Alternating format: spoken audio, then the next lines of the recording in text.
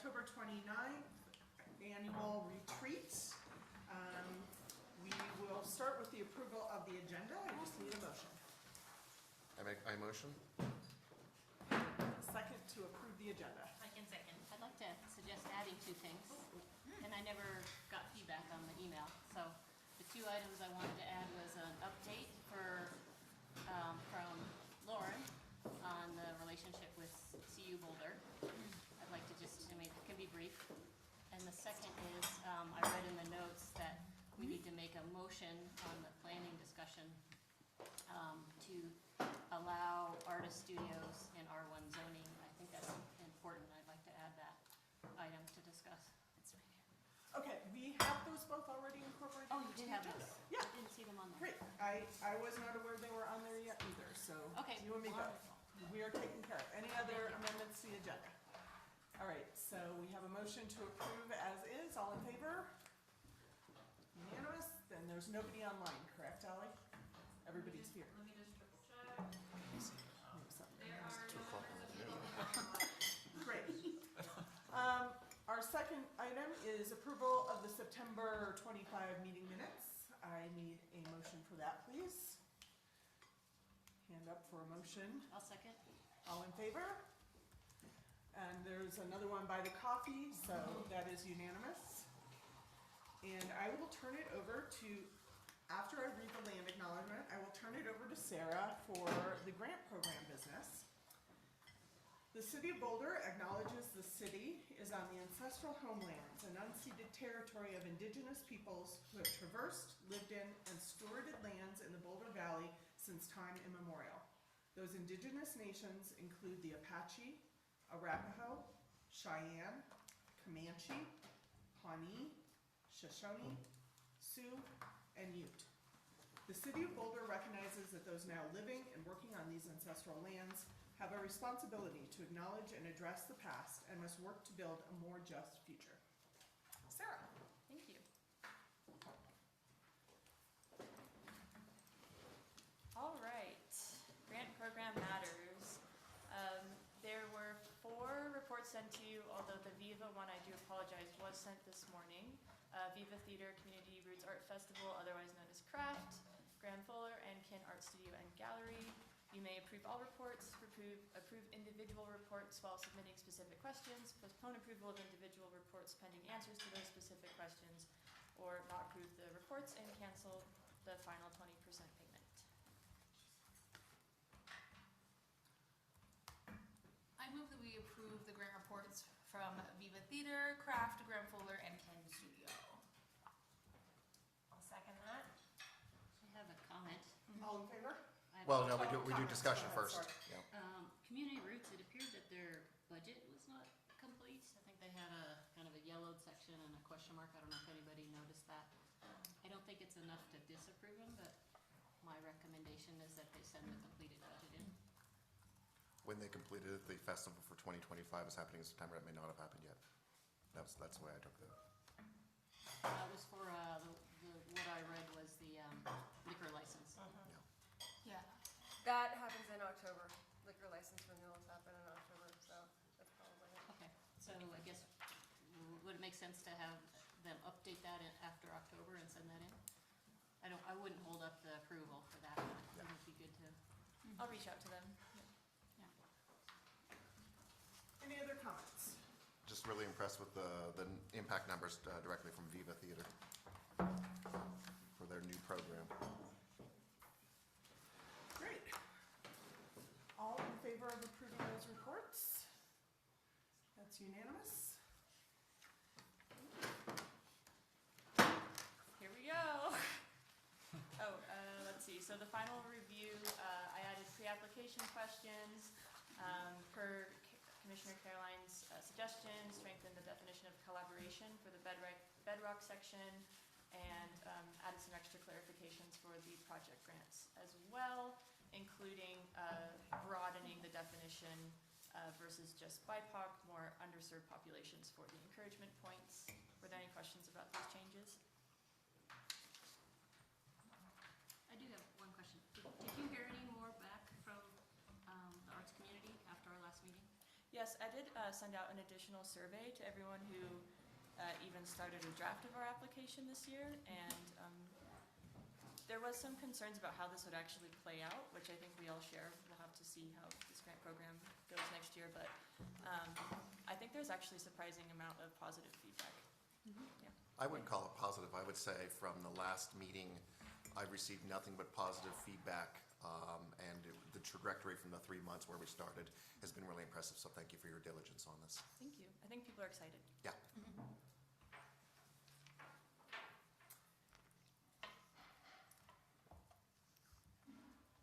Great, we have a motion to approve the new grant program through those documents. I move to approve the 2026 Cultural Grants Program budget structure and to endorse the staff proposal for process, schedule, application, and scoring system. I'll second. Okay, all in favor? That's unanimous. Yay! Across the line, Sarah.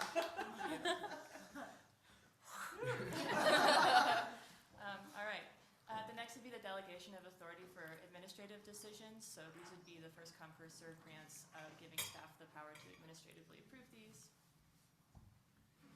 Which has historically been the case in these as We well. do this every year. Right, exactly. I move that we delegate decisions for the following grant categories to staff: the Artist Hiring Grant, Cultural Field Trip Fund, Grant Writing Assistance Fund, Professional Development Scholarship, fee waivers, and rental assistance for Boulder venues. I'll second. All in favor? Great. Thank you so much for your trust. And I realize that you are missing out not getting to see a lot of these reports. So last year I created a little report for the commission, a summary of the administratively approved grants, and I'll do that again this year so you can see what you missed. Thank you. All right. We currently have Cheryl and Yalaid as our commissioner members of the sponsorship committee, which also includes members of staff. Essentially, we have a portion of our budget every year that is coded to the grant program, but it's for things that don't fit a grant requirement well. For example, CBCA programming, things like that. So we are looking for 2 volunteers to be on the sponsorship committee this year. I'll do it again. Yeah, that's my first question. Did Yeah. I mean, I would also do it again. Yeah. Wonderful. Unless anyone's like, I've done Not it before, and jump actually, in, yeah. actually, I thought I was one of the people this year, but that must have been last I year. got it too. Anyway, it's not a heavy lift, so I'm perfectly happy to stand. And I like getting a little insight into what's Yeah, happening. yeah. it's interesting, yeah. Yeah. Thank you, and thank you for being so responsive as well. So, Yeah. perfect. All right. Great. We have next steps, a grant information session that'll be in English and Spanish on November 12th at noon. A Cultural Organization Summit, which we will present our funding opportunities for 2026, as well as currently we have 9 other funders signed up. And that will be Friday, December 5th at E-Town Hall. And then we are going to have our cultural grant program training Thursday, January 15th at 5 p.m. I am looking to expand the grant panel by 1 or 2 people so we can get some more diverse perspectives. So I am asking if you have recommendations to put them in touch with me to get them to apply. What, tell me more about the panel, like what is, who are these people on it? These are people in the arts community. So we had someone that previously worked for Colorado Creative Industries. We have an arts educator, someone that's a curator at the Denver Botanic Museum. So people who have experience either writing or reviewing grants or both. And it's a paid Yes, position? a $2,000 stipend. A what? A $2,000 stipend. When or something? And, Awesome. and do you have I know there wasn't a focus the first time specifically to Boulder or Boulder County. Is there this round? No, I think having an outside perspective, especially since like so many people are involved in the same things in Boulder, was helpful. But certainly, if you're from Boulder, you can apply. If you're from outside Boulder, you can apply as well.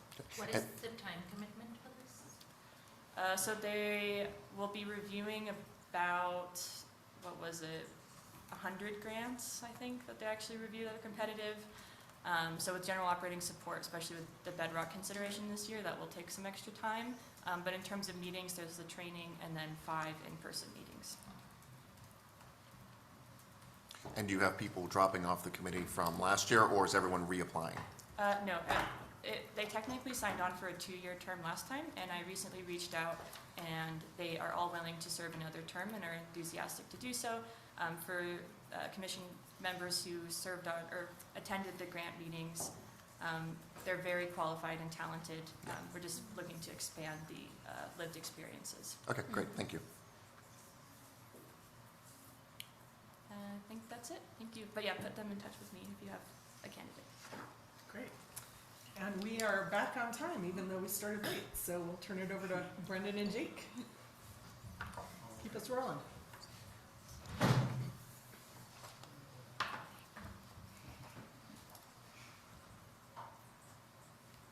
Right, public art program business.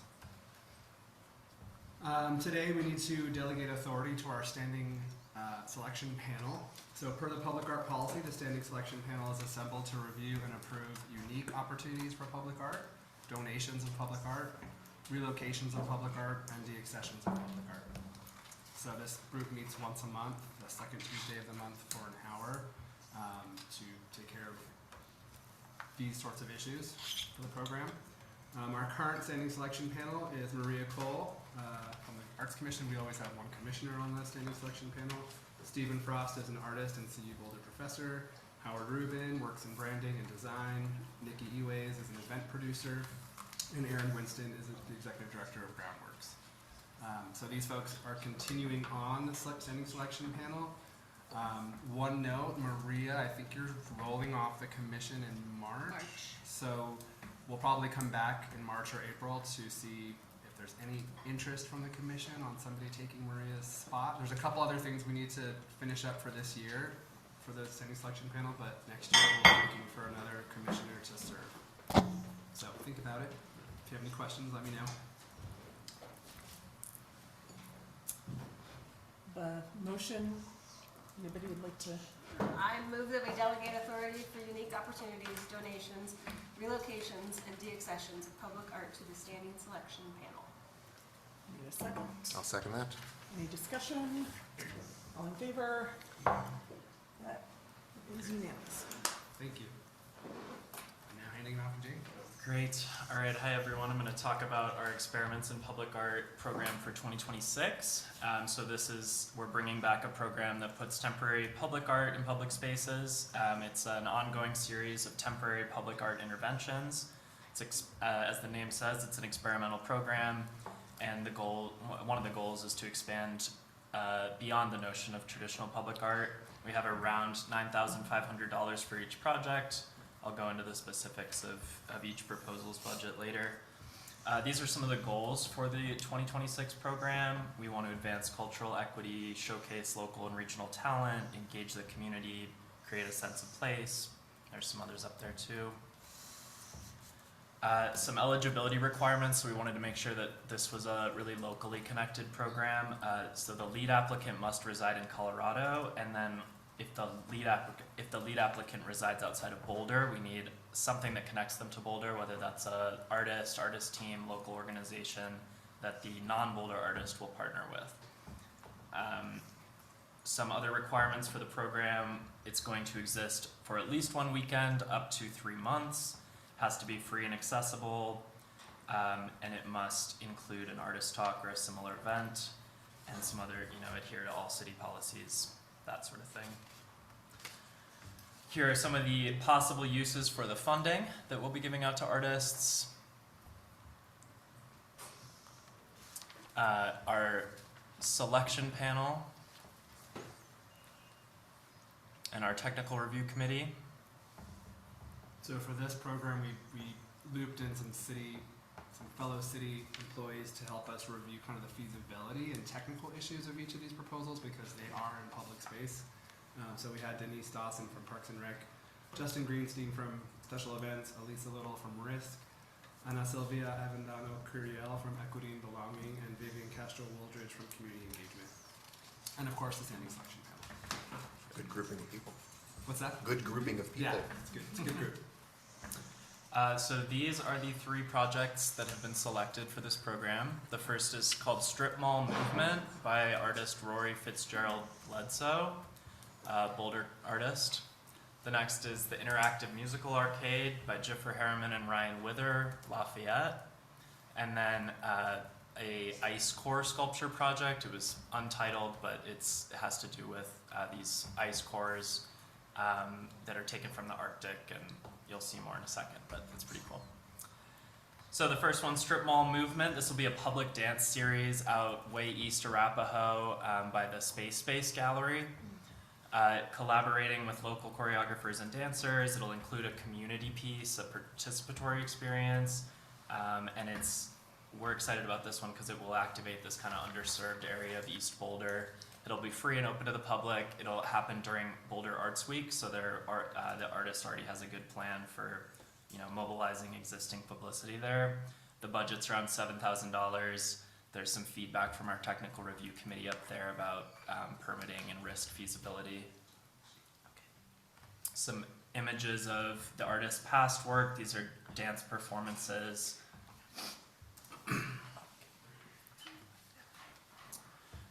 The second one, the Interactive Musical Arcade. So this is a interactive sound sculpture that will be placed in front of Paradise Found on kind of the east end of Pearl. It will be in the spring and summer of 2026, free and open to the public, interactive, and then there'll also be a public talk by the artists at the end, and they want to install it permanently at the Museum of Boulder afterwards. The budget's around $8,950, and there's some feedback up there again from the technical review committee. Some images of the artist's past work here. So you can see one of their past kind of interactive sound sculptures up on the left there, and on the right, that's one of those kind of keyboards that you stand on and makes noises, that sort of thing. So they've got some cool interactive stuff. And then the third proposal is the ice core sculpture project. So this will be a temporary installation, and the artist has a connection with this NSF ice core facility in, I think, Lakewood. So these are from the Arctic. They're like this big cores of ice that scientists use to study, I don't know, ice. And so the idea is that people, you will come and watch them melt, basically, and there's going to be this kind of public time capsule element too, where people who attend the installation can draw things, write things, reflect, and it'll all be put into this time capsule. Obviously themes about climate change, that sort of thing. Again, free open to the public.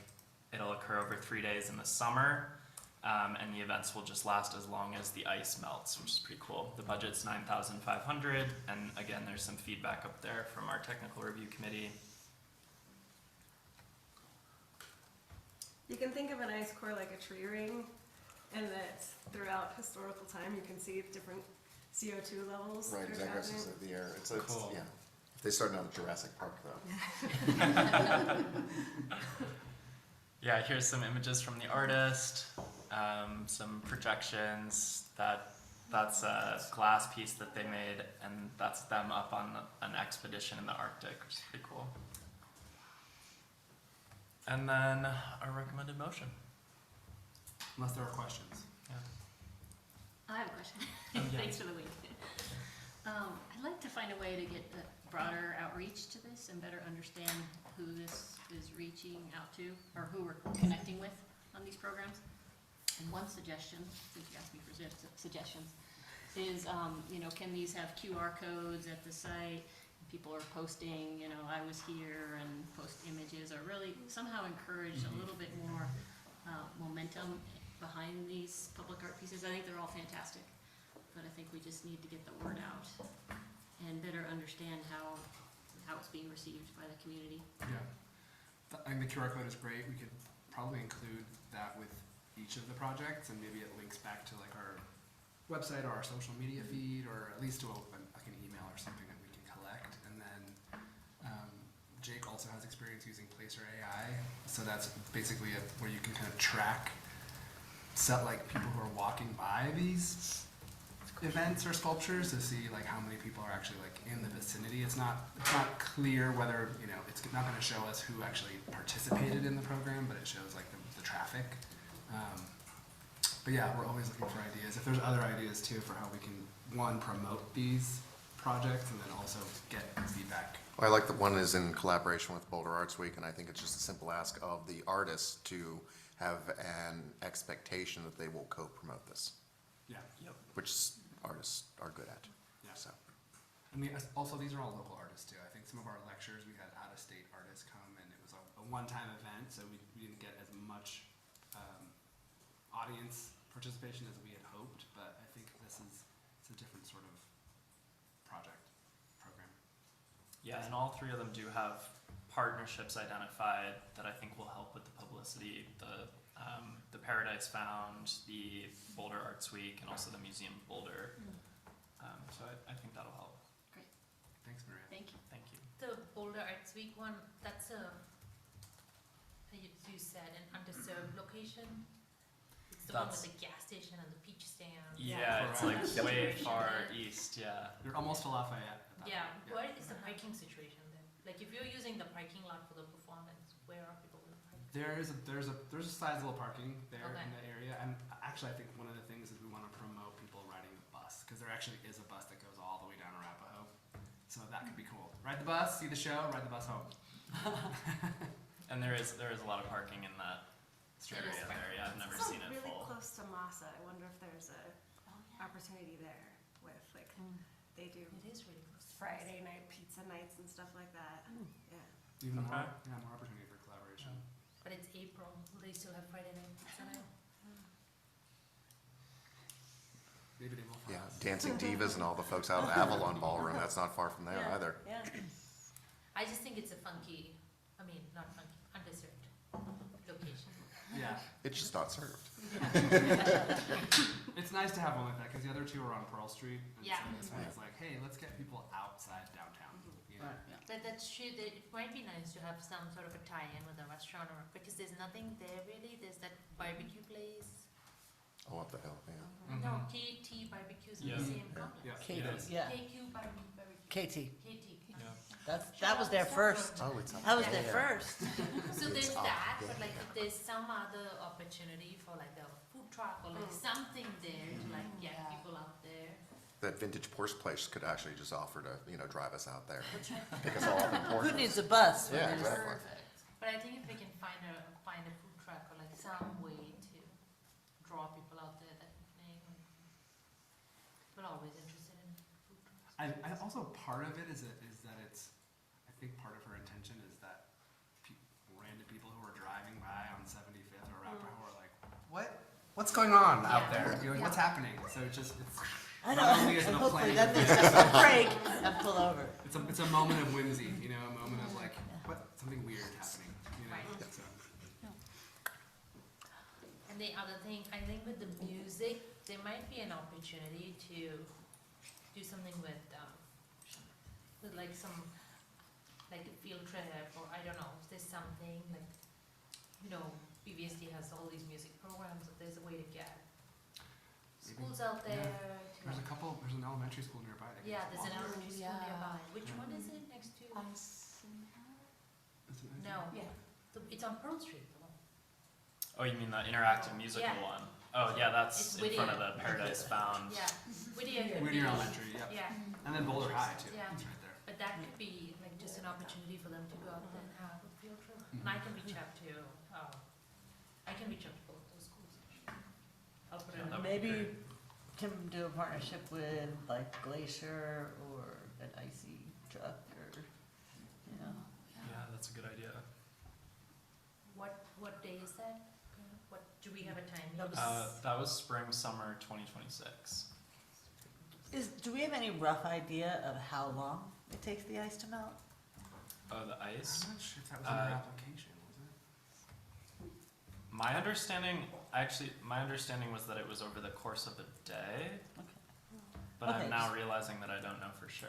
Yeah. I mean, I know it depends on the temperature and the exact Yeah. size, yes, but like, we were looking at an hour and a half for like 3.5 months, which really. No, because it's Summer. only 3 days. The Right. project is proposed for 3 separate days and like separate non-contiguous days. So I So think the ice has it's to be done by the end. 1 core per day. We are still looking for a motion. Yep. We are now back on time Thank with you. 1 minute to go. Yeah. So, any other discussion that we need to cover?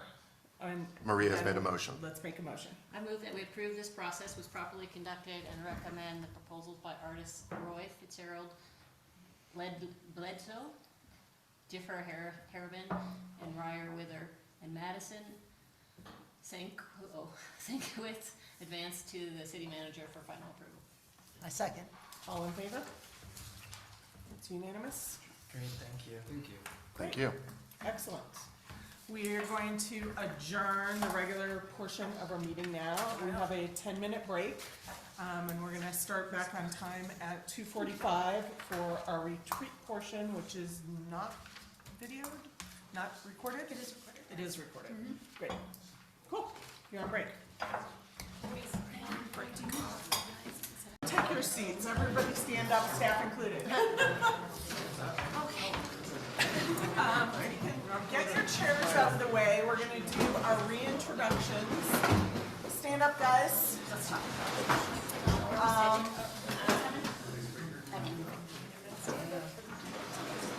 Give me just a moment. I closed my document. Yeah, everybody in the room is expected to participate, please. Nice.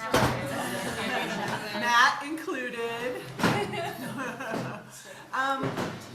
So this is just a few minutes out of our retreat to kind of have a little adult playtime and get to know a little bit about the perspectives in the room. We would normally do this in a big circle, but we don't have space for a circle. So what I'm going to suggest is this is an activity, it's like a step forward activity.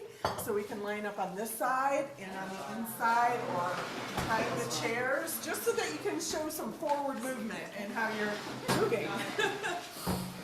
We're going to spend a few minutes on this, and then we're going to do a really, really brief introduction to who is in the room.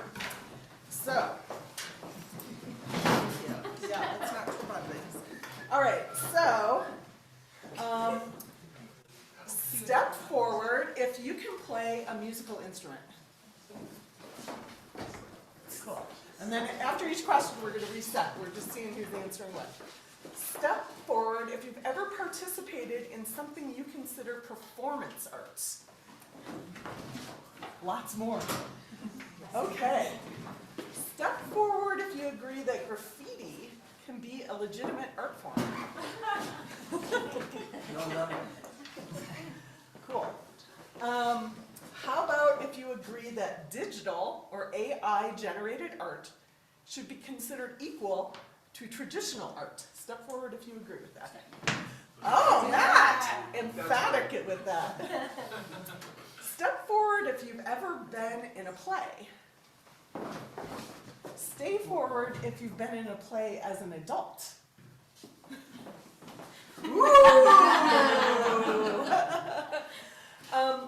Step forward if you agree that art should be made accessible, even if that means lowering professional standards. Big step for Matt. How about if you agree that public funding for the arts should focus more on equity than excellence?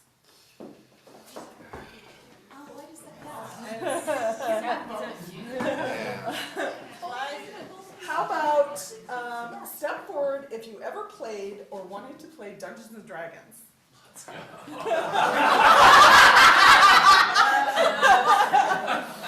How about if you ever sang in a choir? Stay forward if you've played in a band, not a marching band, but like a rock band, like a quartet or a... Ooh. Step forward if you've ever traveled to perform or present art. Cool. And a couple more. Step forward if bad art is a real thing. You want an emphatic yes? Two more questions. Step forward if you think Sundance is going to be great for the city of Boulder. Ooh, that's almost all of us. And then, final question, step forward if you agree that a great piece of art can change someone's life. I think we all have done that. Yay, cool. So, yeah, you're welcome. Thank you for doing that. We're gonna, it's nice to see all the different perspectives and viewpoints and that represent our community and do all this great work for art. So we're gonna take a very quick lightning blitz round around the room to introduce yourself. And what I'd like to hear is your name and what you're doing in the room, what your role is, and then one thing in the next year, either that you want to experience that's related to art or perform. It could be like, I want to take ballet lessons, or I want to go to New York and see Hamilton, anything along those lines. Something that you want to create for yourself in the next year around art. So I'll start. I'm Caroline Hertz, I'm the chair of the Arts Commission, and I would like to do one of those drink wine and make art evenings. So fun. You don't call that Tuesday? No, I've never done it. It sounds fun. Go ahead. Jeffrey Cash, Vice Chair of the Arts Commission and professional board member around town. And for the arts, my goal is to also work on my next one-person production show. Jill Katzenberger, Arts Commissioner. Yeah, I'm producing a show next year for a friend who has written a play about her cancer journey, and it's really powerful. And I will definitely tell you all when it's coming out, but it's putting a lot of energy into it right now. I'm Gaia Vinay, Arts Commissioner, and my next year's goal is to just be more diligent about not just buying tickets, but also attending shows in Boulder, especially things that my liaisons do. I'm Cheryl Cardozo, Arts Commissioner, and I have a goal to do at least one storytelling or stand-up performance a quarter. I'm Yal Wade, Boulder Arts Commissioner, illustrator, local style icon, and I want to start a Boulder Zine Club, and maybe also I would love to produce a Boulder Zine Fest next year. Yeah. I'm Maria Cole, Arts Commissioner, and I would like to finish illustrating my book and write a novel. Whoa! All in a year. Yes. Hi everybody, I'm Mark Wolf, Assistant City Manager. Less ambitious, but attended part of the Roots Music Festival and realized I don't get to enough shows, and I love it every time I go, so my goal is to get to a few more of those. Elliot Levanti, City of Boulder. Is this being recorded? So if my wife's watching, I guess I have to do this now, but I've always wanted to learn fiddle. I'm Melissa Zani, City of Boulder. I want to tap more into, I do aerial dance. We just had a performance, and I did a solo, and I also choreographed groups. And I really want to be more vulnerable in my dance and also push the envelope more with my groups. I'm Jake Hudson-Humphrey. I'm the Public Art Program Coordinator, and I'm working on a art bike for Bike Night. I'm Emily Kennedy, and I'm Operations Specialist, and I'm here recording the meeting. I really want to learn how to sew my own clothes and get more into cosplay. Brendan Picker-Mahoney, Public Art Program Manager. Kind of a tradition I've started, but every year trying to bring my kids to like a big art exhibition, New York, someplace cool, and just keep exposing them to art. Let's go to Matt in the back. I know he's trying to hide. I'm Matt Shazansky. I'm with the Community Vitality Department, and it's been a while since I've purchased work of art from a local artist, and that used to be a thing I did regularly, so I'm trying to get back into exactly. I'm Matthew Butler. I'm an arts and culture specialist, and I want to continue learning how to dance. Yes. Is it me? Go ahead. Hi, I'm Cindy Sapuga. I am an arts program manager. I had to read that off with my name tag. And yesterday was my birthday. My husband got me a harmonica because we play in a band together and we need somebody to play the harmonica part for when the lily rings. So I'm going to learn that.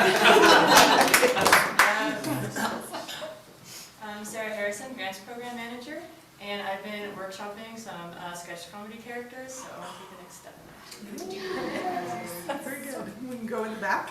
I'm Shelley Benford, I'm the CEO here at Chautauqua, and I will be helping my daughter write a screenplay.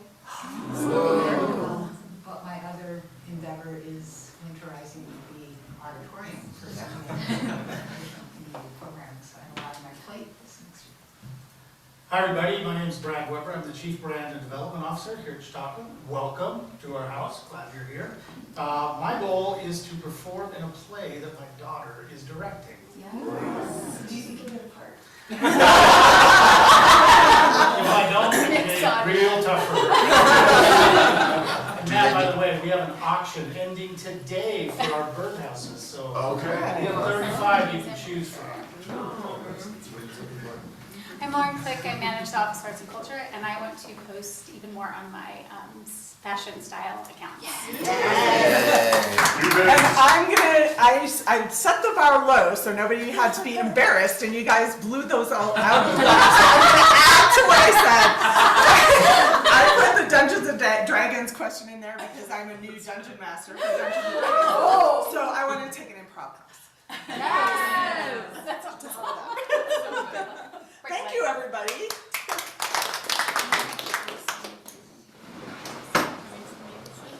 Yeah, and we'll invite Sherry to say a few words about Chautauqua.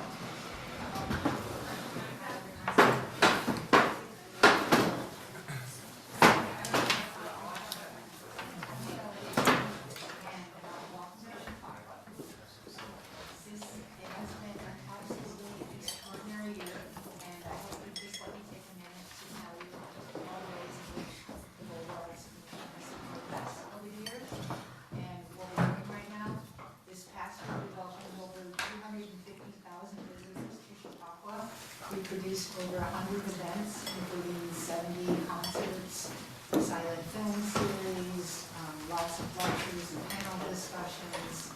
I could go on many experiences that we produced up here this year. And we've been really, really grateful that we have been able to support the community in the way that we have. We've provided discounted or free venue space to over 50 organizations. We've given out over 5,000 free tickets to events here.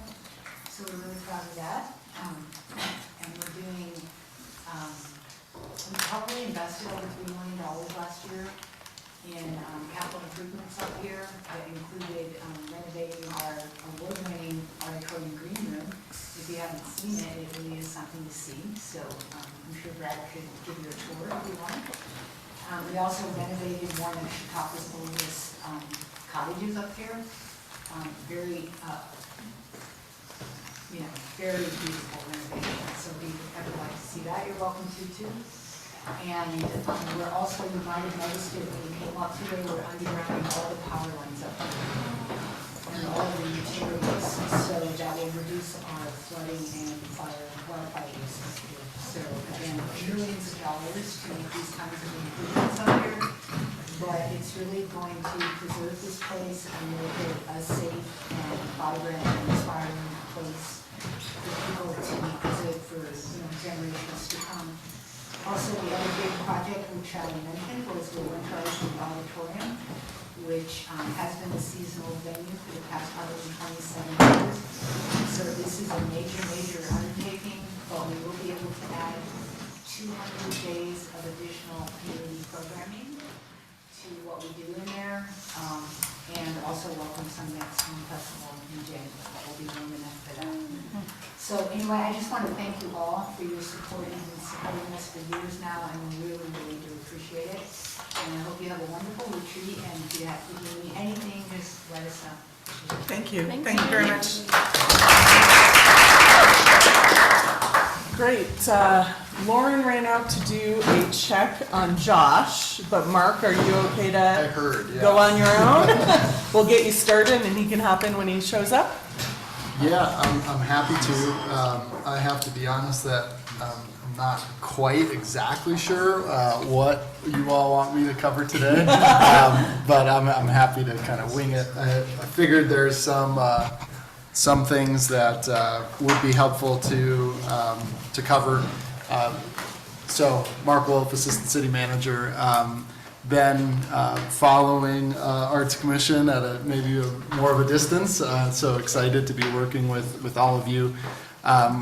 City is undergoing some changes that you all have seen, I think exciting changes, and certainly connecting our cultural development to our economic development in a really intentional way. That means some change for our organization that we are navigating and working through and impacting all the folks that you see in this room. So just know that it is a period of time of a little disruption for us. I think we'll be well positioned for the future once we get through the change, but we are in that space right now where we're working through all the different parts of moving people and functions around. So I can speak a little bit more directly to that. But just acknowledging that we are in the middle of some of that. I think a couple things are important as to just highlight some of the reasoning behind making the change that we did in creating a new Office of Cultural and Economic Development within the City Manager's office. This City Council established economic development as one of their priorities for this term, which ends in a few days. And they also established healthy commercial areas, vibrancy in commercial areas as another one of those priorities. So they were really thinking about commercial vacancy, they were thinking about vibrancy and activation in our commercial areas, and also how we can be a better partner as a city with our business community. And so one of the first things that we did in response to that priority is update our economic vitality strategy, which is kind of similarly an internal document to help guide some of our priorities and work to the Arts Blueprint, which I know we'll talk a lot about today. And that strategy came to council in April. I think mostly well received, and we got some specific feedback on some areas, one of which was how to intentionally align our economic development efforts with our values, something that we as staff were thinking a lot about. One of those areas is in thinking about how we can really intentionally bring arts and culture into our work with the business community, and also in continuing to cultivate vibrant business districts, commercial spaces. The other thing that they said is go faster, and which always is, I appreciate the feeling and is stressful for us as staff. But one of the things that we knew and we talked about back in April with council and continued the conversation internally over the last several months is that we just weren't structured to do that work. We've never been asked to do traditional economic development work as a city organization. I started with the city 7 years ago, which is crazy. Chris and I started about the same time. We were not saying economic development. It was just not a word in community for a variety of reasons. I think COVID probably being the big driver, that environment has changed. I think people really felt what it was like to not have those vibrant spaces that you were used to going, what downtowns were like without people and activation, and I think it's changed the paradigm a bit. That's my perspective on kind of why it's bubbled up on the radar a little bit in a different way. And so we needed to be intentional about how we were to structure our work as an organization to best support that. So that led us to the reorganization, where we'll have a few different elements of the work in what we're calling cultural and economic development, our arts and culture function, won't look any different from what it does today. I do think it's an incredible opportunity to continue to lift up the work of our staff and think about new and different ways to really tap into arts and culture as an economic driver for community. And I think we've done that really well.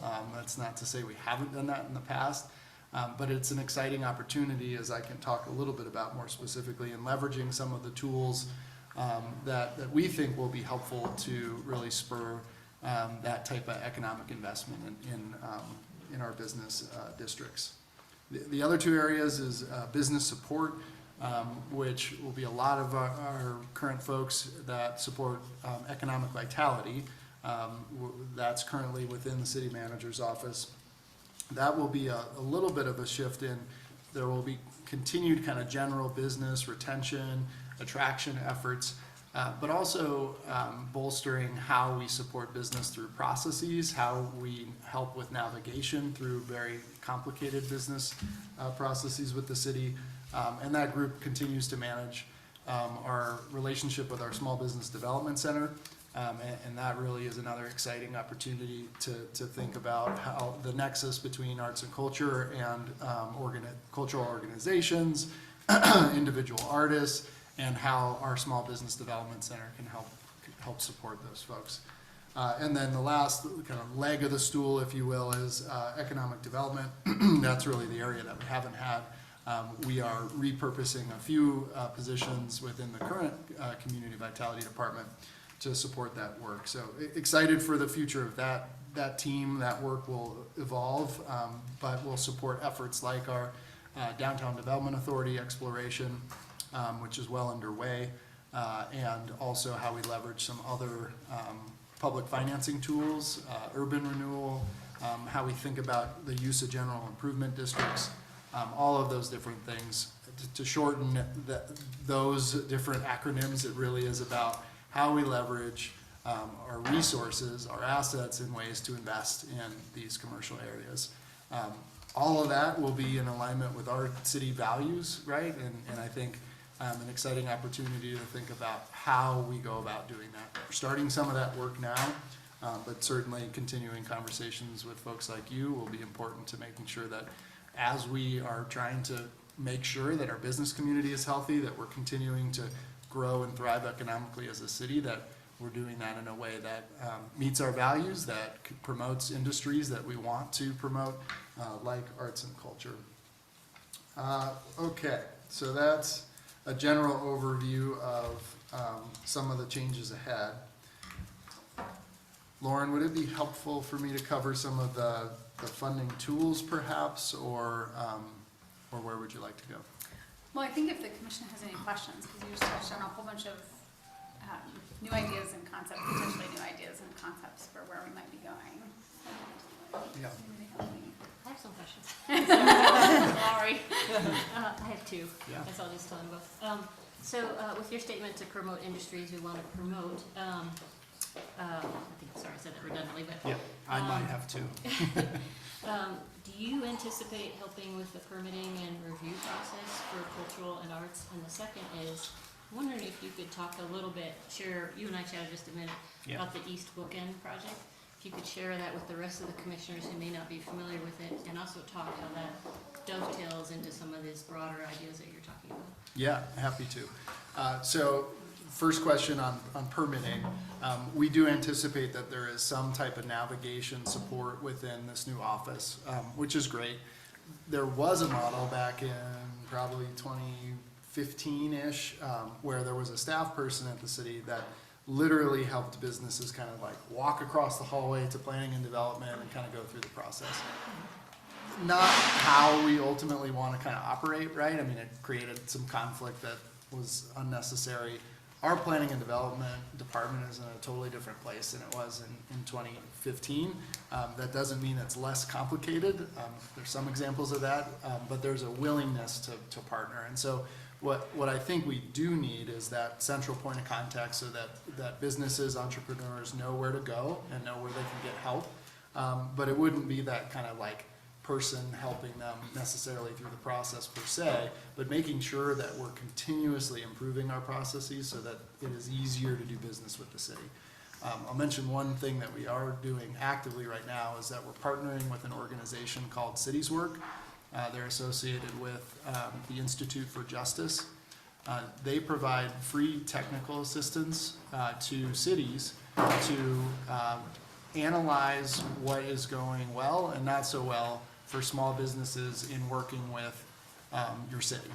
And so that's a really exciting opportunity for us to learn from some experts that have done that type of work across the country, and will be able to provide us with some recommendations on where there's real pinch points for our small businesses. And so that work is just kicking off now, and we anticipate that we'll have some recommendations that we can move forward on in probably the first few months of 2026. So that's one piece, and I did see the recommendation in the draft Arts Blueprint, which I think matches really well with that we're available to provide that type of support. And I would be interested in really understanding and learning what, kind of what's behind that in the Arts Blueprint. Where are we hearing those pinch points for either our really small businesses, organizations, or those individual entrepreneurs? That would be really interesting to learn and get them connected to that Cities Work project so that we can make sure we're addressing some of those barriers as we move forward. So that's one. Second question, so we do have a redevelopment opportunity on what's called the East Bookend. So the East Bookend is 13th to 14th, Arapahoe to Canyon. So it is just adjacent to the civic area, Central Park. We are in the middle of phase 2 of our civic area project. We are about to get to the point where we're identifying where the city dollars will go in that project. It's very likely to be that kind of east side of the park around the band shell, thinking about how we're supporting the farmers market space, so putting some investment in there. What we're trying to do with the East Bookend is we have 5, I think, city facilities in that area. In just under 2 years, most city staff will be moving from individual offices throughout the civic area and the city and move to our central western city campus at Alpine Balsam, just north of downtown. So we'll be vacating much of that space. So we're trying to think ahead and get ahead of the next 2 or 3 years. Instead of having kind of vacant spaces where we know there will be impact in the civic area by just not having the people down there, how do we think ahead, spur some investment within that area? And so what we're testing right now, we actually just had a call, we just had a webinar today with the development community, is that we are seeking a partnership in that whole block to think through how we might redevelop that block into the future. We could leverage our existing buildings to some extent. Several of them are historic. The tea house, storage and transfer building, the BMOCA building, and the atrium. So those can't do, there's not a lot of change that can occur with those buildings. We wouldn't want to change much with those buildings. But we do have vacant or lightly used kind of parking lots there. We'd have to figure out parking, that's an element of it. But there's an opportunity to kind of rethink that space. That is in the context of what feedback we've heard from community throughout the civic area project, which is we want to support food and beverage options, especially the farmers market into the future. We want indoor space for the farmers market on that site. So that's a piece of it. We have heard a lot about arts and culture and that being already a key part of the civic area. And so how do we continue that into the future? So programming, the use itself, and then balancing that with the opportunity to get some housing, some mixed use development on part of that site. So I don't know. It's early in the process. I don't know if it is something that will be attractive to the development community. I think the exciting thing about a public-private partnership is that we get to sit down and try to imagine what is possible and bring in some private investment that the city, we simply can't do alone. If we felt like we were in the financial position to just do a development project that met those goals on our own, we would, but we're not in that space. So, in a partnership, there's kind of trade-offs in how we put something together. But just like I was framing kind of our broader economic development goals, we're not going to be able to move forward with a partner unless they are matching our values and addressing some of the key things that we want to see within the East Bookend. Sorry, those were 2 long answers, but good questions. I want to, pardon me, I'm going to jump in here real quick. I want to acknowledge that Josh Blanchard has joined us, so thank you. Mark gave us a great overview. We're doing some questions. We have about 15 minutes left. So Josh, I invite you to jump in on answering the questions and working in any of the salient points that you wanted to make in your presentation. And I have some questions, but Jeffrey, why don't we go Okay, first? yeah, just a real quick one. I met with Nuria personally about 2 weeks ago. I'm going to ask both of you the same question I asked her, which is, we've got basically 60 days leading up to the transition. How can we best support you as a commission during those 60 days, and then how can we best support you during the following 60 days when you are in place? And you're referring to the reorganization Correct. specifically? Yeah, I appreciate the question. I think for now, we are heads down, moving the pieces around internally and making sure folks get settled. That is our focus. We are in the process of doing work planning for 2026 and really figuring out what the office will advance. I think having your feedback, I know that you have a discussion on a letter to council. That will be helpful because the new council will establish 1-year priorities for the next term. That's an opportunity.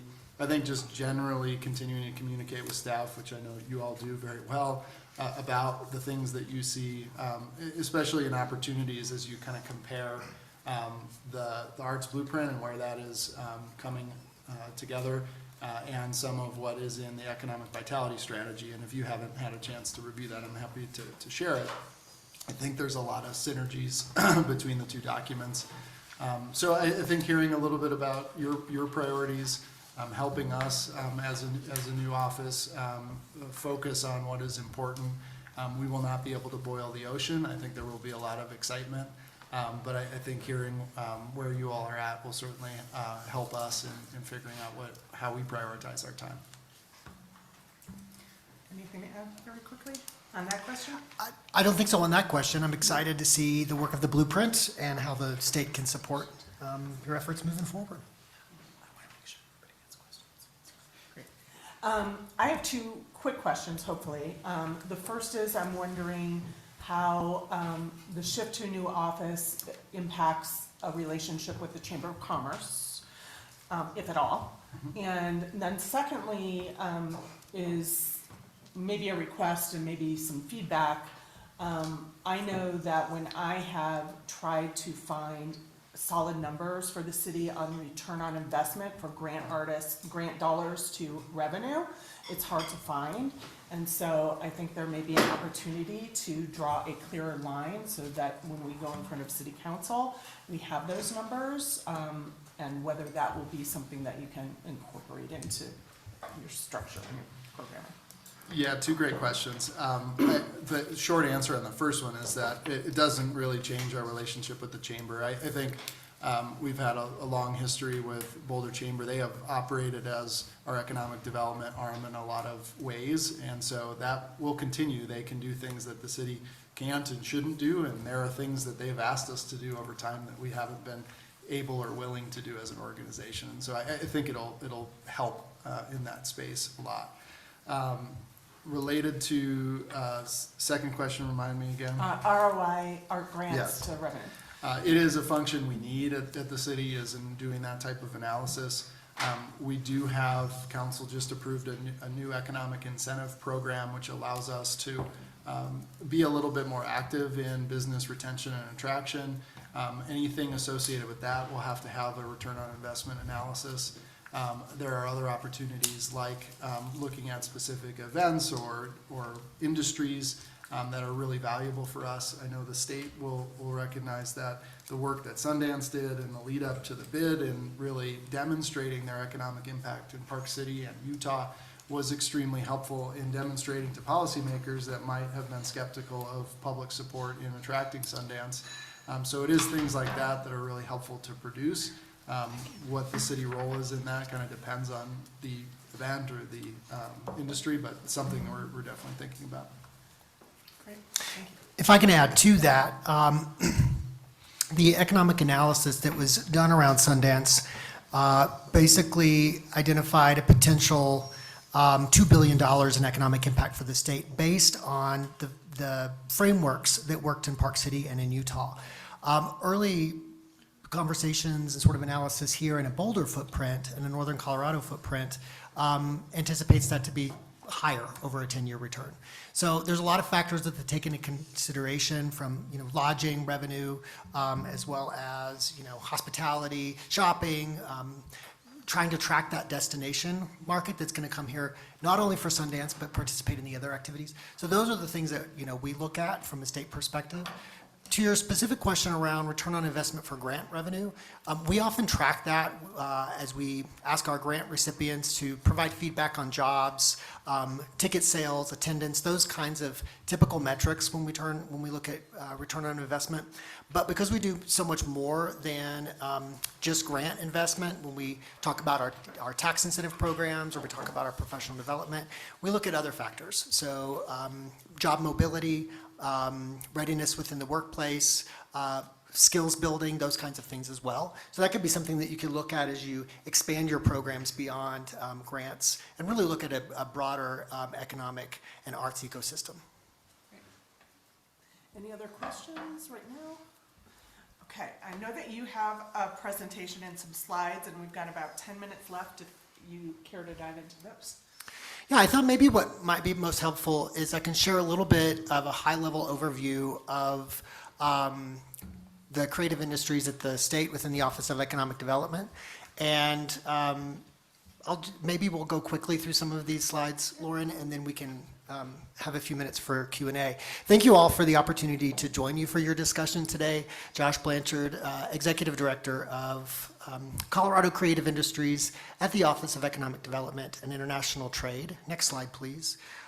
We are the state arts agency, and our mission at OEDIT is empowering all to thrive in Colorado's economy. So when we look at the creative industries, arts and culture, we think about how arts and culture can support that mission.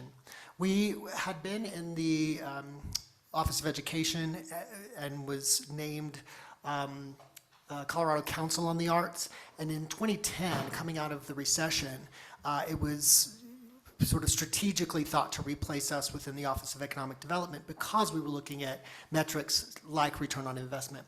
We also sit in the governor's office, so that allows us a little more flexibility with how we, within statute, how we invest the resources that come not only from the governor's office, but also from the state legislature, as well as from the National Endowment for the Arts. We're the recipient for those funds. Next slide, please. We basically work to promote, support, expand creative industries. Again, we look at the economic ecosystem, or the arts ecosystem within the state's economy. Next slide. We recently went through a strategic planning process and identified not only, you won't necessarily see economic development on this, because that is sort of horizontally everything that we do. We look at these values as pillars, and you'll see some of these terms and definitions really thinking about cultural purpose within a community and across the state. Go ahead, Lauren, please. Here are our 5 pillars as we think about creative industries within economic development. So public investment in resources, programs and partnerships, public policy, education, marketing, and engagement and outreach. Next slide. We have about 18 programs that we administer through CCI. Some of these are in partnership with other Office of Economic Development divisions or offices. And we really look at our community and economic development as tools or strategies for community vitality, as well as community development.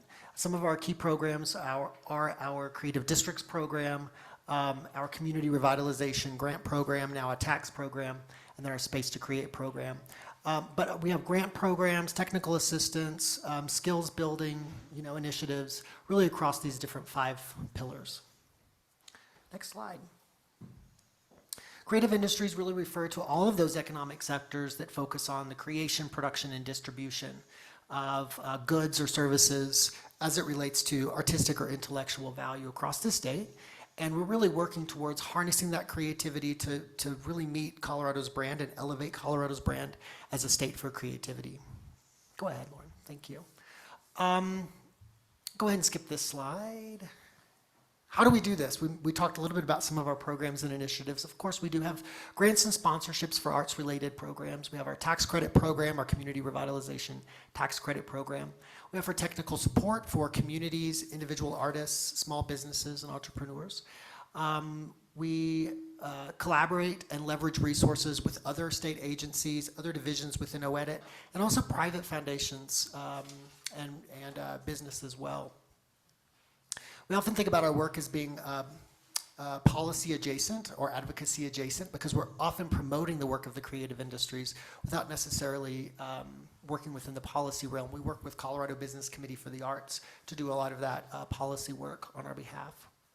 We understand the values of arts that go beyond economic impacts or economic health of the state, and so we really look at it as part of a multi-pronged approach as we look at the values of arts.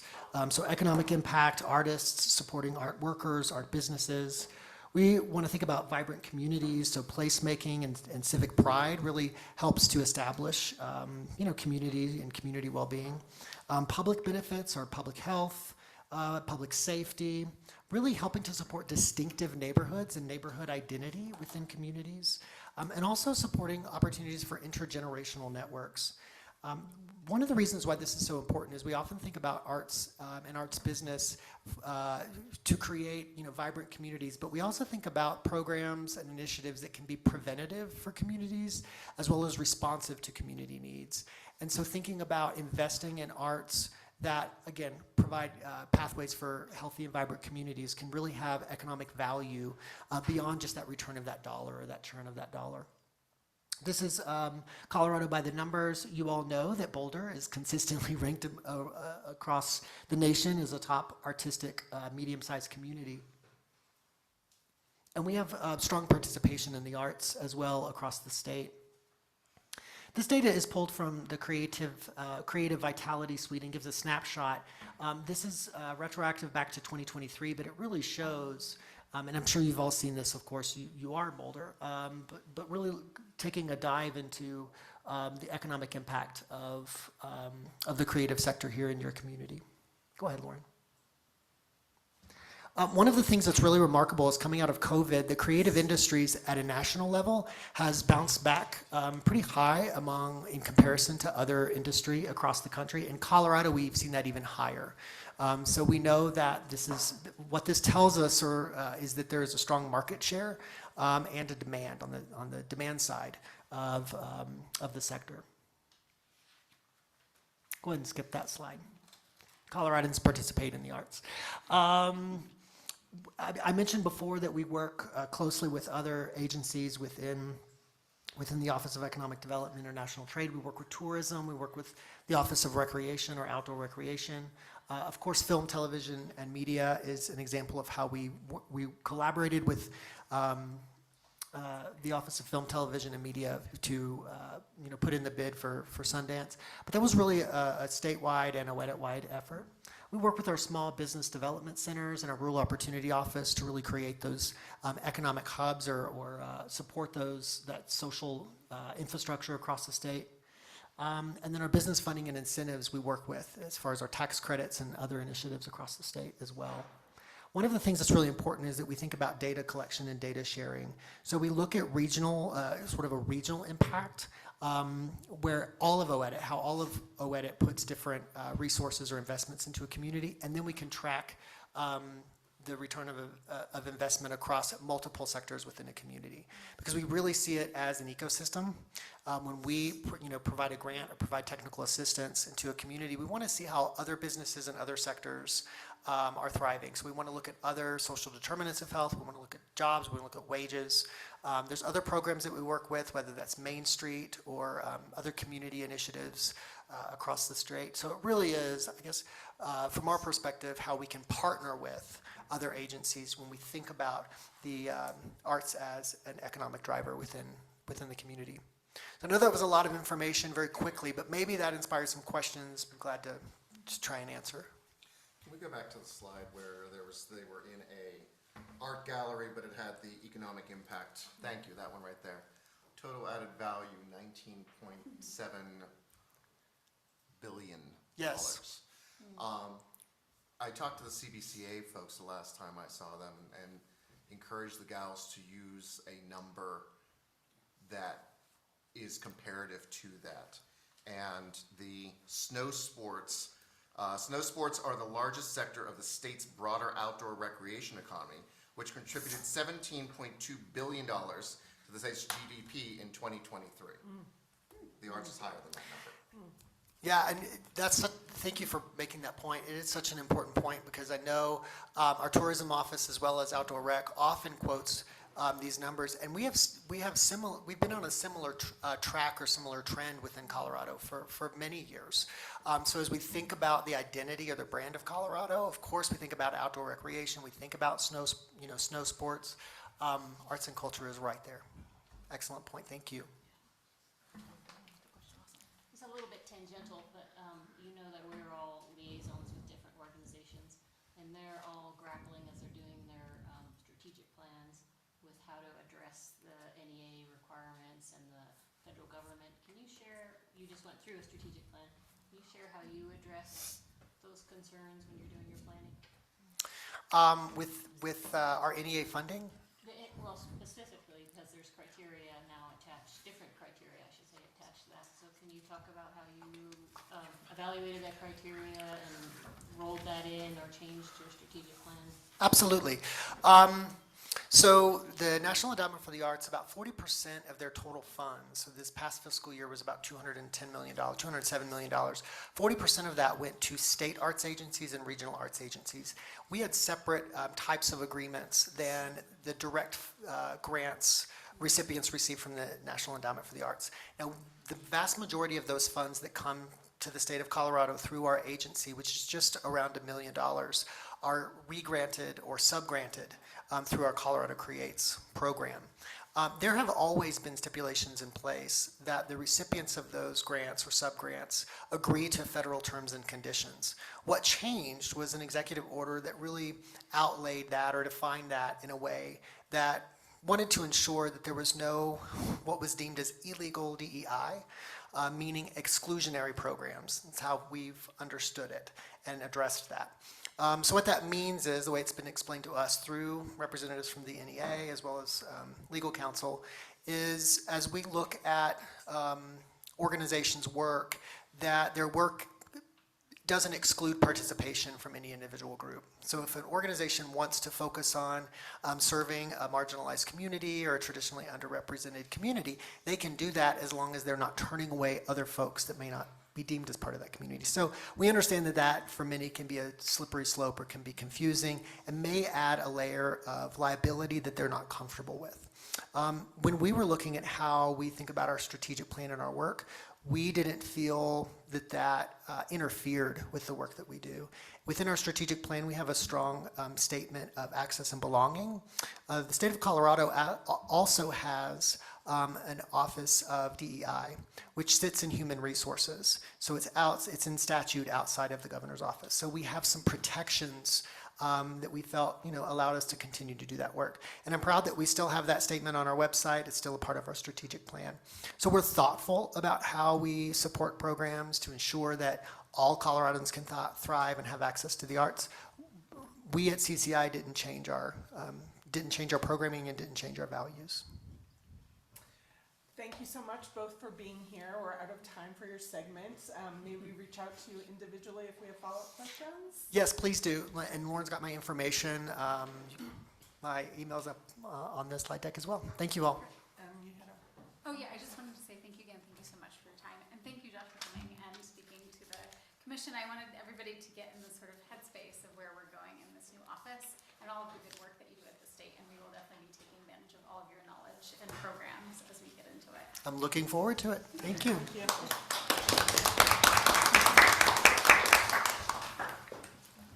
Cool.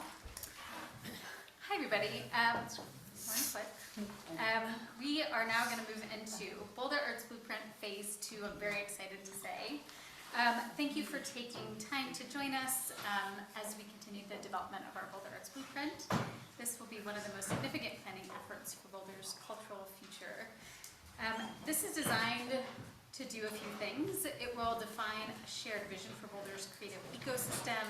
We will ensure alignment with city frameworks like the Sustainability, Equity, and Resilience Framework, and provide specific actions for our office in the upcoming years.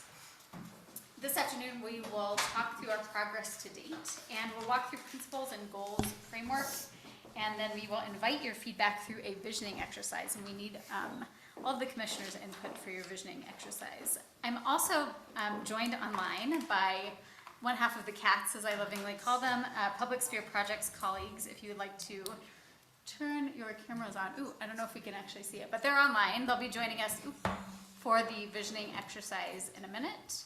And we'll give the camera over to them when we get there. Hold on one second, please. Oh no. Sorry, y'all, we can't see you just yet, but I see you. You look lovely. Hello. Yes, please know that we exist. Can you hear us? While we are getting camera going, I will share this presentation. I'm going to walk us through a few things and a little refresher on where we have been. So our agenda, oh, sorry, can we go back please to the presentation? Please and thank you. It's so good. I wouldn't want you to miss it.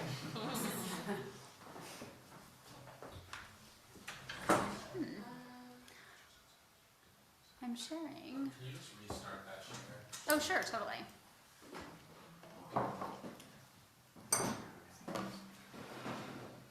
There we go. Lovely. So our agenda, I will be brief. What is the Arts Blueprint, our timeline, our progress to date, principles and goals, and the exercise. Pardon me. As I mentioned, we are joined by our esteemed colleagues from Public Sphere Projects. They are national planning and placemaking consultancy, and they advise place managers on the visioning, strategy, and stewardship of shared urban spaces through an uncompromising commitment to the values of justice and joy. Isn't that fabulous? And also a thank you to our staff who've been working so hard with us on the Arts Blueprint. Thank you so much for your time and energy.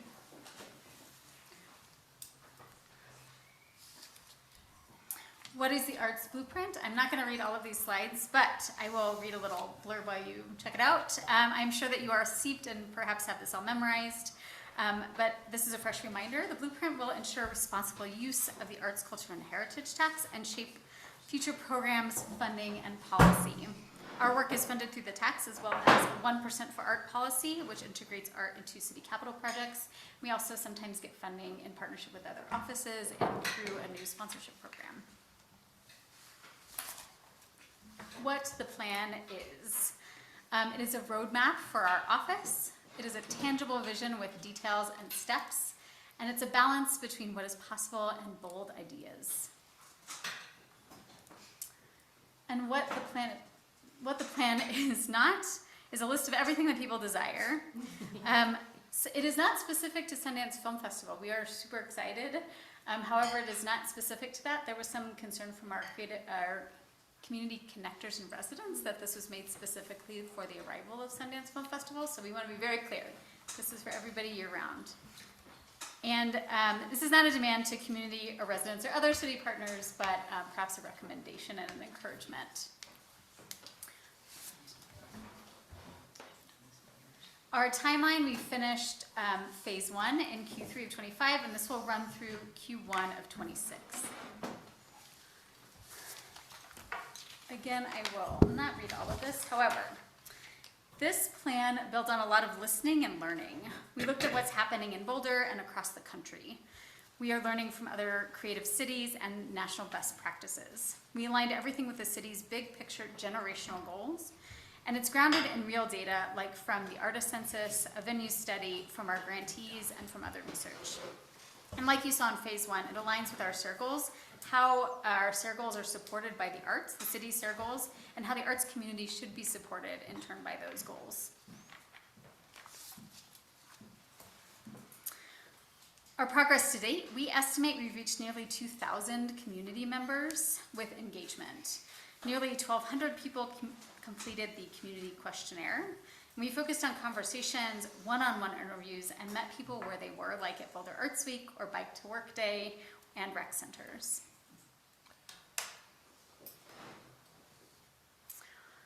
Thus far, we have refined our grant program direction for 26, since we obviously know that we have the program up and running as of today. Congratulations again. As you all well know, there was deep continued work to get the program ready for 2026.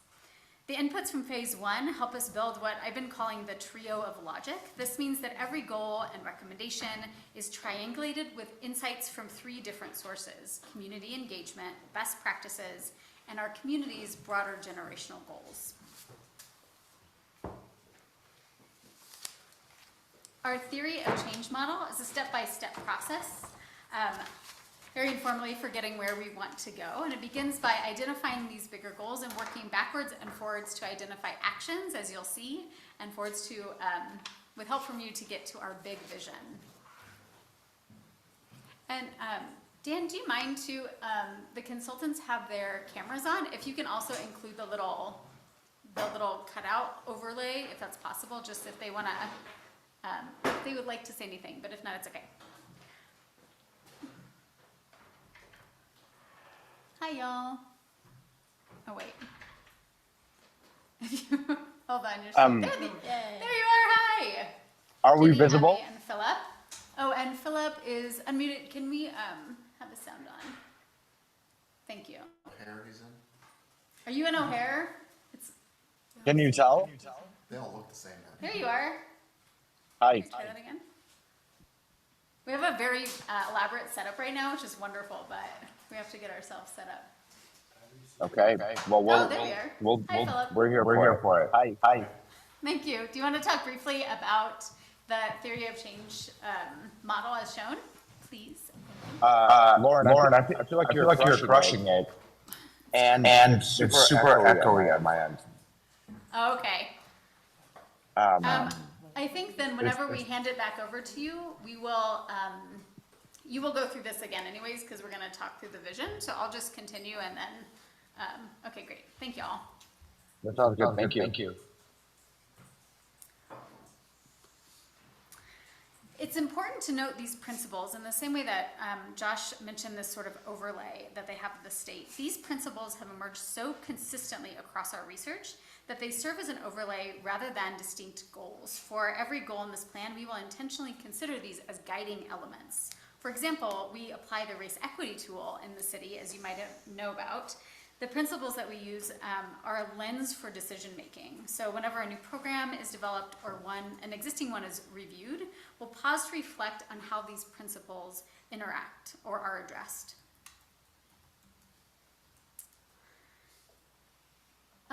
Maybe obviously, but again, this is a plan for the whole community. The blueprint invites us to see our roles within a larger frame. The office will lead where we have a direct scope. The city will be partners and integrate the arts into policy and planning and investments. And the community of creatives and artists and organizations and community members and businesses will carry forward ideas that fall out of government's reach. And you'll see that we have some of our action items divided up, if you saw those in the packet, into these different sort of areas. Okay, after all that, this is me right now. I'm very excited about this. Next step in our blueprint, a few caveats. You'll notice the language is pretty advanced, so I encourage you to think more of ideas and content, and we'll be sure that the final language is very reader-friendly. These are now in order of the community connectors and residents preference, which doesn't necessarily imply that we would work only on the top ones, but we'll be very conscious of that. Does everybody know what the community connectors and residents is? I realize I should. Okay, great. Thank you. And then the actions listed in each goal are some of the examples, but not all of them, of what we can do to work towards these goals. And part of our work then is also figure out what we can afford and what we have capacity for and what will be the most effective. Our goals for the ecosystem, there are 7 of these goals. So I will run through them. And of course, PSP, if you would like to add any to these as well. Accessibility and inclusion, to make arts and culture accessible to everybody in Boulder. We want to support and encourage arts year-round for all community members. The community connectors and residents brought forth potential conflicts or to encourage collaboration, especially with Sundance Film Festival, and to encourage focus on the local arts community. And we want to ensure that our artists and our creatives are included and elevated. Also, there was a little bit of a concern, but a consciousness towards being sure that members from diverse backgrounds are all included in our decision-making processes. And of course, jump in if you have any questions as we go through these. This goal is about supporting Boulder's artists and creative workforce and entrepreneurs. We want to make careers sustainable and make it where artists and creatives can earn a living wage and be successful businesses. In relation to the comp plan, this was something that came up at our last meeting. One of the items coming up in the new comp plan is allowing commercial uses in residential neighborhoods and supporting live-work housing formats. So it's proposed in the new version of the comprehensive plan to allow commercial uses in residential neighborhoods, and for the land use definition for residential areas would also support this. There's also a concierge services that was sort of like what Mark had mentioned that we had some time ago, and that came up quite a bit through the comprehensive planning feedback and through our own findings. So it's something that we would also consider, like how to help people go through all of these processes. Public art and public space. Expanding public art and creative expression across Boulder's public spaces. This could include streamlining processes so artists can create more easily and make more public artwork, partnering with developers to expand the Percent for Art program, and encouraging creative meanwhile uses, quote unquote, like murals or temporary installations during construction. Nonprofits and institutions. We want to amplify their impact by building stronger partnerships, promoting their work, helping attract more investment and resources. And that includes dedicating funding to our bedrock institutions, as Sarah mentioned, or as Sarah's been working on, which would help those organizations provide stability, collaboration, and leadership. No, pardon. Reputation and identity. Creativity is central to who we are, makers and writers and dreamers. And I think, as we all saw, everybody here is a maker and a writer and a creative, so it is us. We want to keep that alive and also share that through marketing campaigns and by broadening our partners. We heard also from the community connectors that it is important to support art that centers healing and repairing relationships across time and history. And they would like to ensure that our projects, and I would as well, that they include authentic voices and histories created by diverse artists. Experimentation and innovation. This is about encouraging experimentation and cutting-edge work in Boulder. We want to support artists who are pushing boundaries. The proposed land use strategy and the comprehensive plan is designed to allow a broader mix of compatible uses within different areas of the city. This approach would make it easier for activities that support creative and entrepreneurial work, such as studios, workshops, and small production spaces, to locate in more neighborhoods and hopefully increase accessibility and affordability. Is that a clap? You can clap if you want to. And number 7, not number 7, but 7 on this list, scenes and affinities. This goal is about recognizing, isn't that from Junkyard? This goal is about recognizing and nurturing Boulder's creative scenes, the organic communities that form around shared interests. We want to help these spaces and networks thrive by supporting a nighttime economy, reviewing policies like noise ordinance times, exploring temporary project-based space rentals, and more. And the comprehensive plan will include a new policy on the night economy overlapping with this work. Nightmare. Nightmare. And then just a couple more slides about what we are sort of thinking of as internal goals. These 3 internal goals we are also working towards. We will continue to work across the city with our partners and continue to expand that work. For example, with the Experiments in Public Art program and the comprehensive plan. Continue to be a cross-sector convener and relationship builder within the city and beyond. And similarly, to continue to improve processes and transparency where it is possible. For example, we've already started working on a dashboard for the grants program, a public dashboard. So our 7 internal, or excuse me, whew, that would be a lot. 3 internal, 7 external goals. And then you saw within them those actions that are something our office would be working on, that we would hope the city would work on, we would encourage community members to work on, right? I'll put the slide back now and ask PSP to come back. Can you hear us all right? We can hear you really well, so I think once I stop talking then.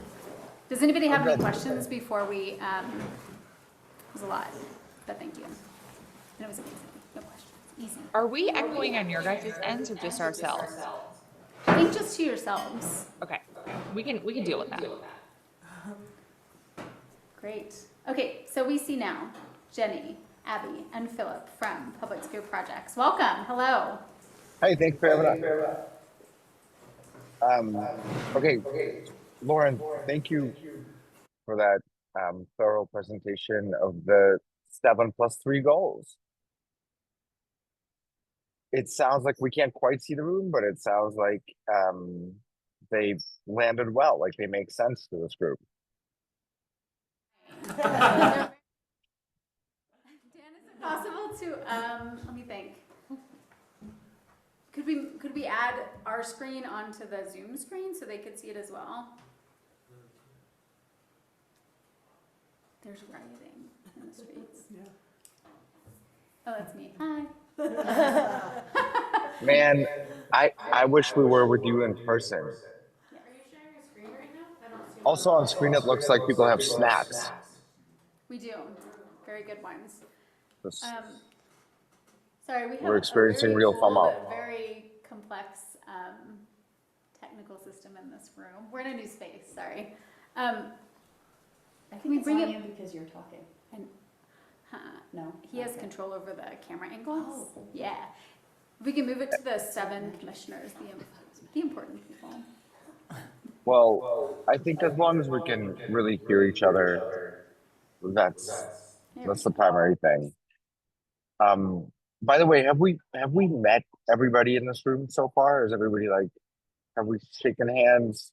Have we walked around venues? Everybody has seen and heard us before? We get to do a refresher, I think, yes. All right.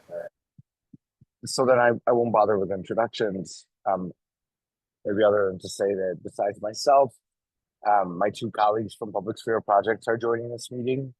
Abby and Jenny, you'll hear a bunch from them throughout the following half hour or so. And you'll hear less from me because I'm at a very loud airport. So just naming that.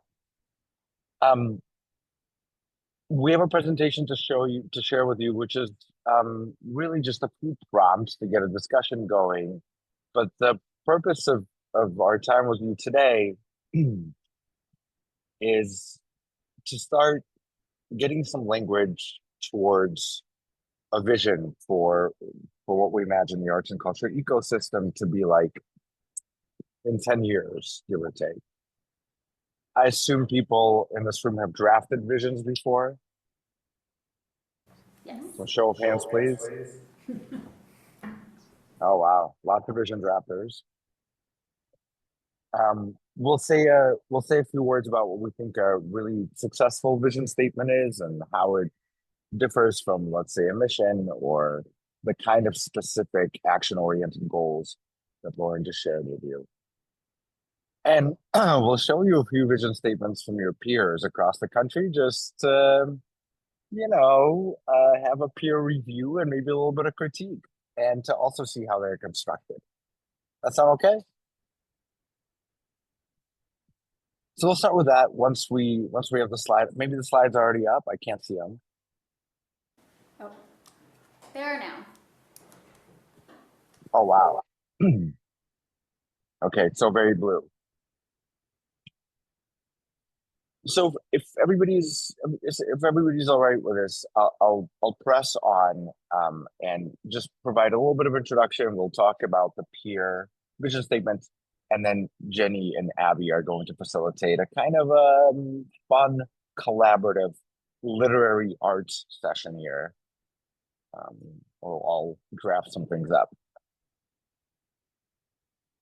Finally, again, just an operational thing. I can't see you especially well, so if you can't hear me, if you need clarification, if you have questions, please just shout, okay? Like right now. Okay. Okay. Oof. All right. Great modeling of behavior. All right, next slide, please. Lauren's already talked about a theory of change model. I also have to assume that many of you know how it's constructed. Can I get yays, nays? Yay. Okay, yays, maybe a few like very mild nays. It's pretty self-explanatory. It begins with a big overarching vision for which we're still searching. We're searching for the right words, for the right feelings. It cascades down into a set of goals. You heard the 10 goals that we've come up with in a really collaborative process. And then each goal has specific tangible outcomes and actions such as policy or funding or partnerships that that we actually have to work on in order to achieve those goals. So a lot of the work kind of down below the fold, so to speak, has been done throughout the past few months. But today, given what you already know about these goals, given your understanding and your expertise in the arts and culture scene, we want a kind of a broad ecosystemic vision on top. Next, please. Just a reminder of the 10 goals. We'll keep coming back to those. I won't voice them over. Lauren's already done that. Next, please. And for those of you who have already done visioning, you know that it's meant to describe a future desired state, not kind of step-by-step procedural things. And so we think that a strong vision statement is supposed to be aspirational and inspirational, that it ought to list some values and some differentiators. Again, we'll guide you through an exercise to get to that. Next slide, please. Yeah. Okay, actually, will you indulge me in a super brief aside about visioning? Can I get a yes? Yes. Okay. Brief aside, brief literary aside. So the other day I was, of course, nerding out on I think it was like a Fresh Air podcast, Terry Gross talking to Ken Burns, the documentary filmmaker. Evidently, Ken Burns had just released or is about to release, I suppose, a new series on the Revolutionary War.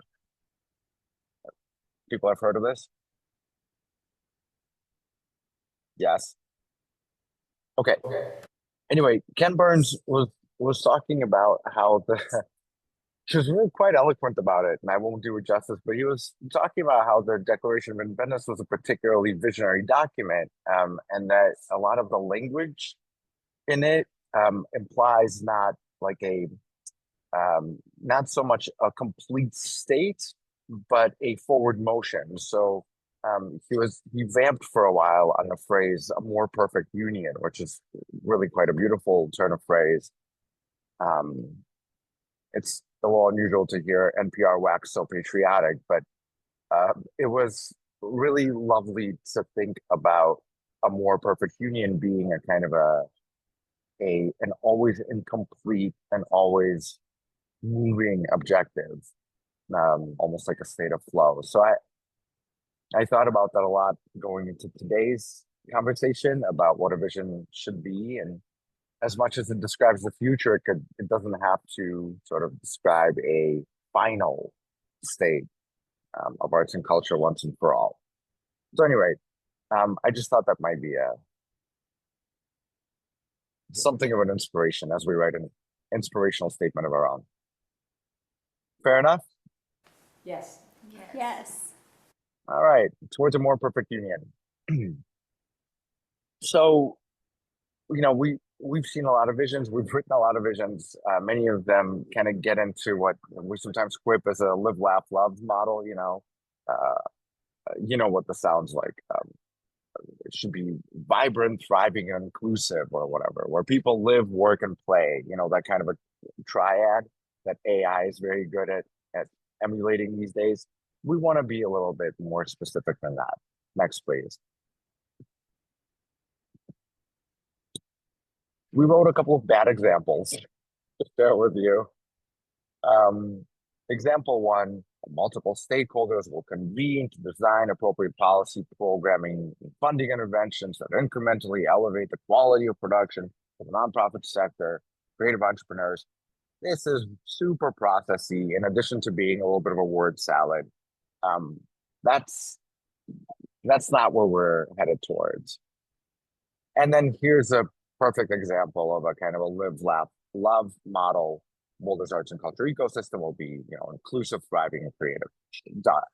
That doesn't say enough. So let's just take a quick look, and please feel free to react and to share your thoughts about what some of our peers are saying out there. Next, please.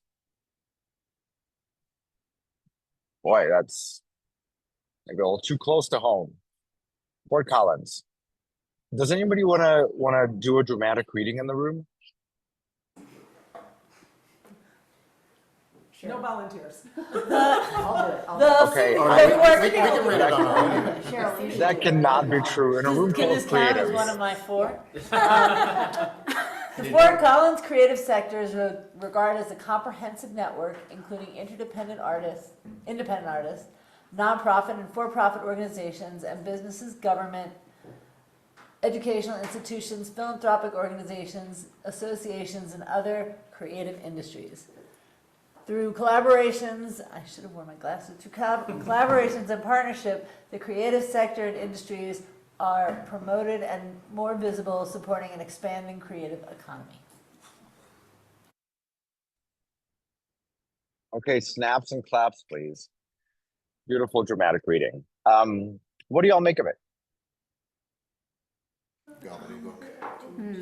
Every buzzword imaginable. 2/3 of it is defining what the creative sector is. I don't think we need that. Yeah. Yeah.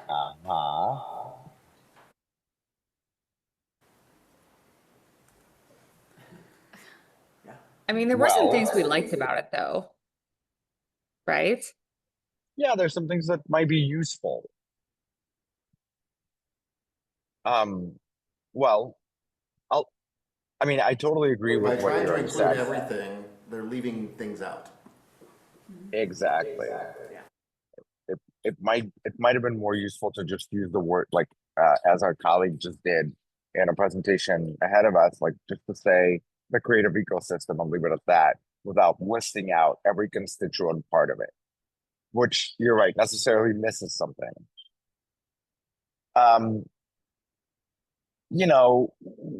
We think that, but they are telling us something about their particular vision. I mean, first of all, they are between the lines. They're telling us that they're looking at a big network, at a creative kind not just, the municipal arts, not just the nonprofits, not just, the kind of traditional arts and culture. So that's nice, at least that they gesture towards that.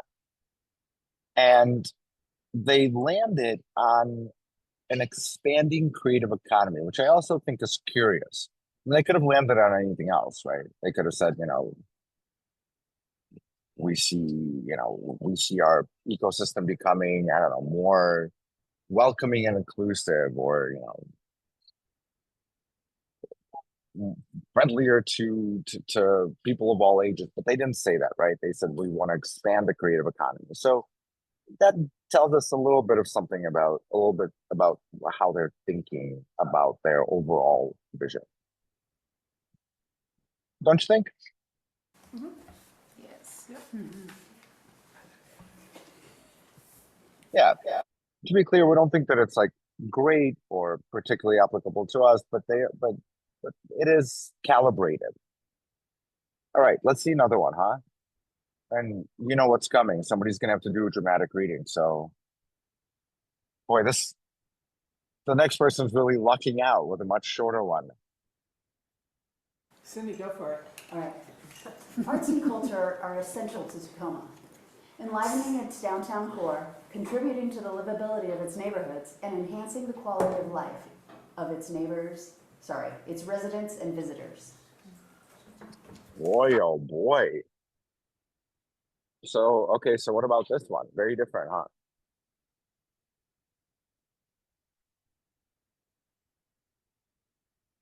What strikes you all about this?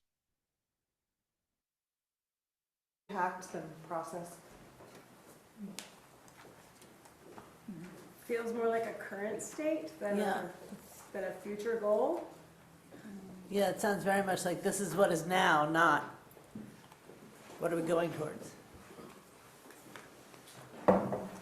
Okay, interesting. You take it as why is that? Is it because it's written in the present tense, or you just don't think that it embodies a whole lot of aspiration? I think probably the latter.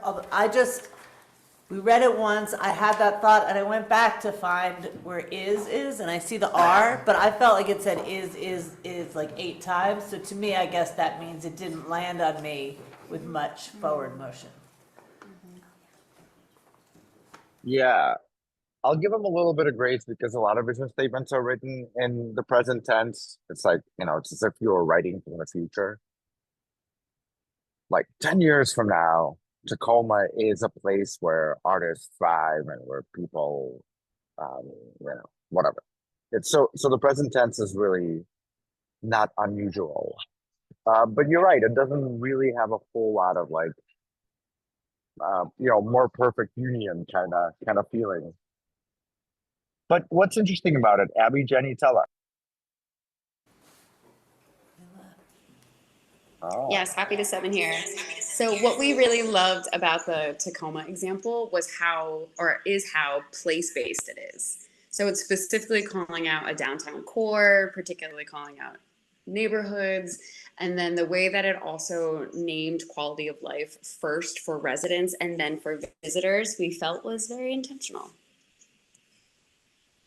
You'll also note, for those of you who have been paying attention to phase 1, that both Tacoma and Fort Collins were part of the new peer benchmark cities. So we thought it would be fun to show you some examples of who we think you're benchmarked against as the city of Boulder moving forward. I think we have one more, right, Philip? Yeah, I just want to say that I think this one is super interesting. I mean, it really is all place. It doesn't talk about the economy. It doesn't talk about the livelihoods of artists. It doesn't really say anything about the quality, the genres. Like, it doesn't really talk about the arts. It just talks about place. Like, arts and culture is a tool for us to elevate the quality of downtown, neighborhoods, and quality of life elsewhere. It sounds like it was written as part of like a citywide comprehensive plan, which, by the way, this blueprint also is.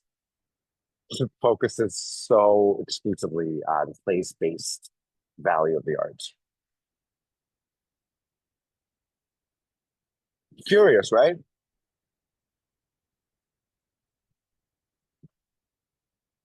Very. Wow. I mean, I don't know how that came about or what the backstory is, but it's very particular. Okay, let's do one more. Oh wow, not one of our benchmarking cities. Who wants to do a recitation? With a Canadian accent.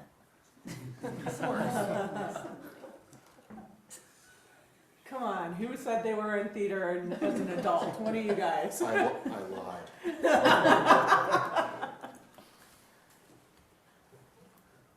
Sure, all right.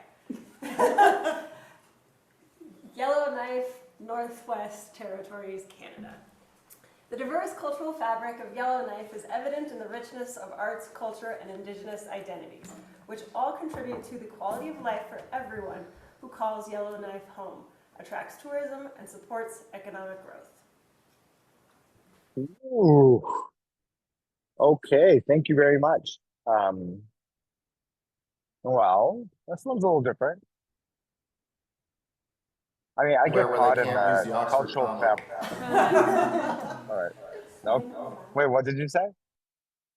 I said I don't travel anywhere where they can't use the Oxford comma. Hilarious.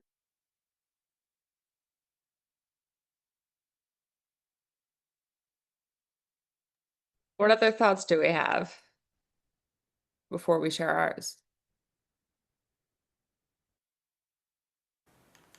I just like this because it calls in so many different aspects of the community and is talking about impacts in a bunch of different areas.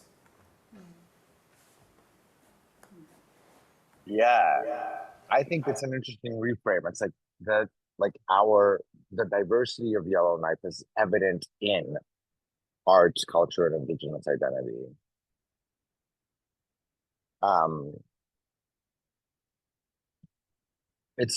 They didn't have to write it that way, right? Again, they could have started with a completely different kind of a clause. But they started with diversity and cultural identity. And I think that's interesting. It says something about what they're intending here. And then they land it on a kind of a basic impacts on quality of life, tourism, and economic growth. But again, imagine that they could have flipped this completely upside down, right? They could have said the arts are essential to our residents' quality of life, tourism attraction, and economic growth. Instead of starting it with this notion of it being essential to their cultural identity.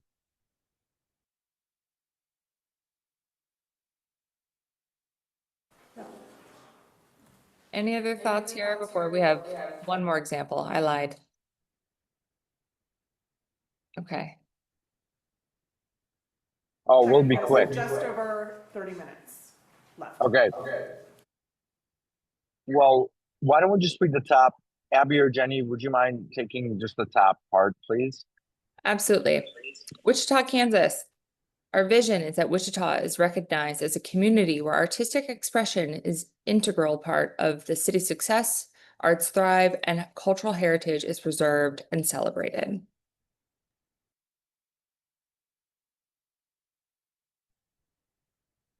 Well, do we like it?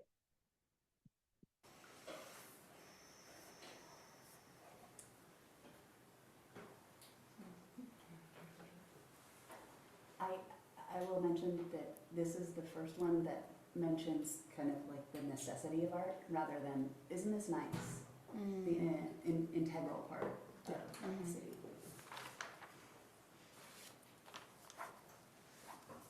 Did I hear in the room that the expression of it being an integral part of the city's success is what's appreciated about this one? Yes? Yes. Okay.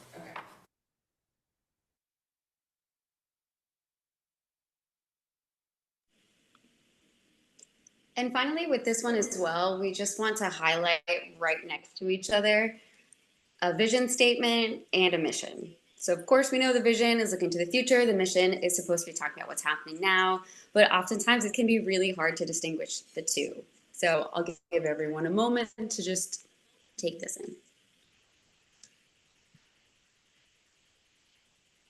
And everybody out there is also figuring it out. But I hope that this quick game of vision statement karaoke has juiced you up for writing some of your own words. Are y'all feeling inspired and inspired? Or just more confused? Ready? Okay. Well, Abby, do you want to take us through just a few brief instructions for how we're gonna try to write some words on paper? Oh my gosh, I would love to. Hey y'all, I'm Abby Jamiel. I am a newer face to some of you if you've been a part of us or with PSP throughout this process. I'm an urban planner, obviously here at PSP, and I have the privilege of moving you all through the juicy part. So this is where we get to hear what y'all think and move closer to that idea of a more perfect vision of Boulder's art and culture. And so our session is going to be guided by these 3 questions. We'll have roughly about 10 minutes, probably a little bit less, to work through each question. So the way that this is going to go, because we are unfortunately not in the room with you, is that everyone in the room will have about 2 to 3 minutes to think through the answer to each question. And then we'll have about 5 to 7 minutes to share out, and we on the virtual side will record.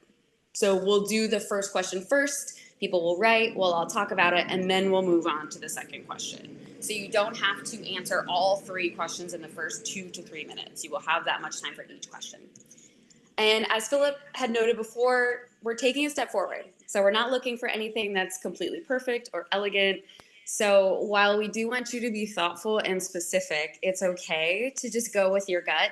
And if you are someone who's like, I need it to be perfect, like, please don't let it paralyze you. We're just kind of sticking things down. And as I mentioned before, we are intending for this to be as collaborative as it can be.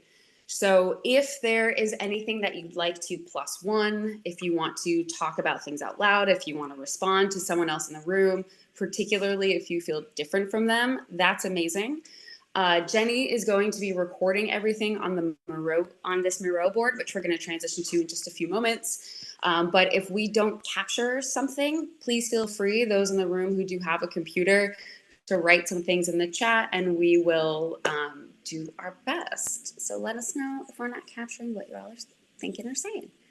So Jenny, Cindy thank you so much for also. transitioning. Yes. Oh, sorry. I see Cindy. Thank you so much for being in here too. So if people type too quickly, I'm hoping that you and I can capture some things together. So thank you. And I bet this L is Lauren. There we go. Love it. Thanks, guys. Awesome. Yes, thank you all so much for helping us out here. So we're going to take it away. We're going to begin with this first very fun question. So what are the top attributes, assets, traditions, attitudes that make Boulder's culture unlike anything else? And I'm going to start my timer. Not aspirational. We have 2 minutes for everyone to write.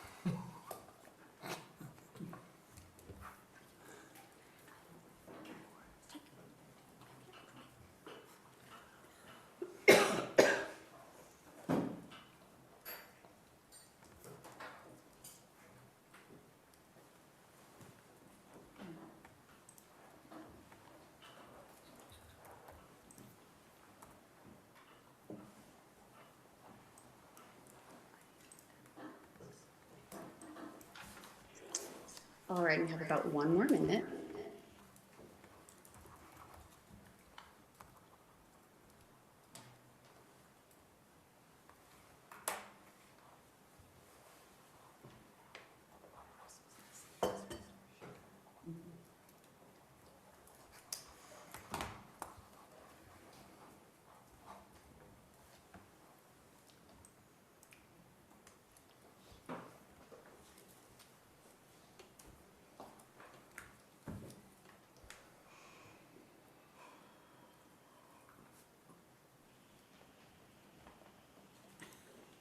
in our last 25 seconds. So of course you can continue to write as we start to chat, but please finish up what you're thinking.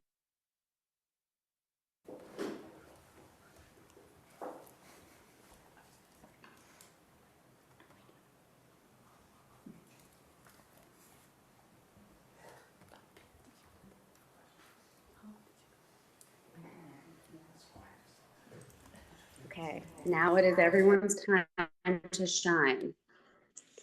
Who would like to share, open the floor, and begin our combo about the top attributes? Boulder weird ethos. Yeah, mine literally says Boulder's weird and likes it that way. Okay, I'm gonna capture all this, but if you guys could yell at us, that would be great. I 'Cause put it we down there can't- too. Okay.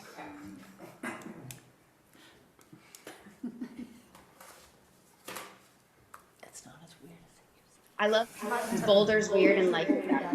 Yeah, That was make great. Boulder as weird as it used to. I want that on a t-shirt immediately. A high percentage of working artists.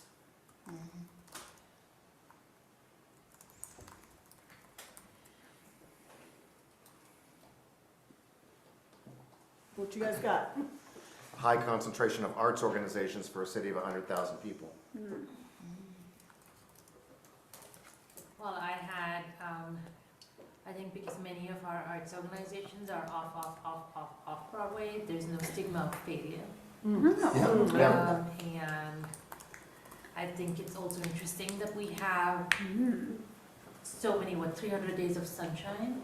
So one of our unique assets is that we can have a lot more outdoor programming, daytime programming. We don't have to rely on indoor venues as much as maybe places in New York or Midwest rely on. Yeah. I wrote art with the backdrop of natural beauty. Yeah. Yeah. Plus one we have on that in that. our favor. On Yeah. that. Yeah, plus one on the natural beauty. Yeah. Yeah. And then I think that we have, Boulder has a real love for live music and events. Yep. Plus one. Which ties in with our desire to be outdoors. And related to that, I put that the community supports funding the arts. Correct. Yeah. I put, we have a lot of art enjoyers. Yeah. Which is very helpful. Yeah, I got that's a Oh, crossover. that's really interesting. Is that the Cindy version of yes? Keep Boulder weird. I have kind of all seasons referencing just the way that we experience the arts in Boulder is unique to our environment. I have all ages or intergenerational in here because we both have the college, obviously, school age, and then this. A very old population. Yeah. I live across the world. The Yes. world. Yes. Yeah, I think adding to that, an aging. Yeah. Aging. We are a destination. Yep. Yeah. Highly educated. Destination, yep. At least we think so. No, statistically. How about really engaged and opinionated? Yeah. Put two Boulderites in a room, you got 3 opinions? Hey, that's my people. That's my people. That's ours. We're all part of the tribe. I think I think we are ahead of the game in comparison to some other communities in that we have the infrastructure to support the arts, the staff, and the grant programs, and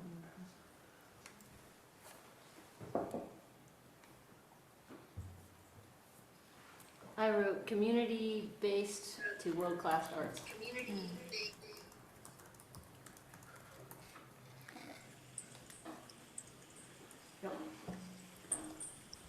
I also had the word risky in mine, which I think comes back to what we're also saying about the off Broadway, but just like the ability to take risks and experiment, and it's okay to fail. We also have some unique history. We're talking about unlike anything else.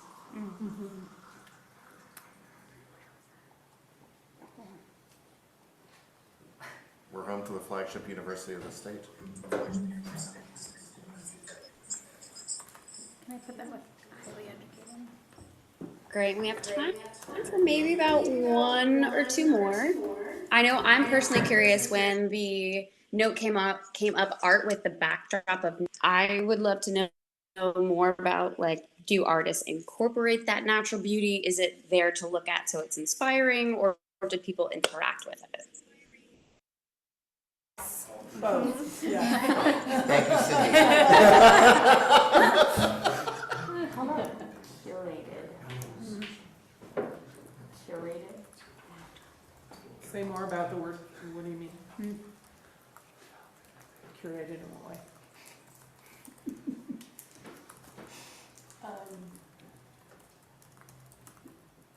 Things are similar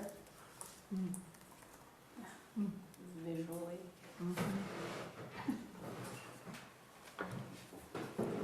I mean, not as curated as Telluride feels, but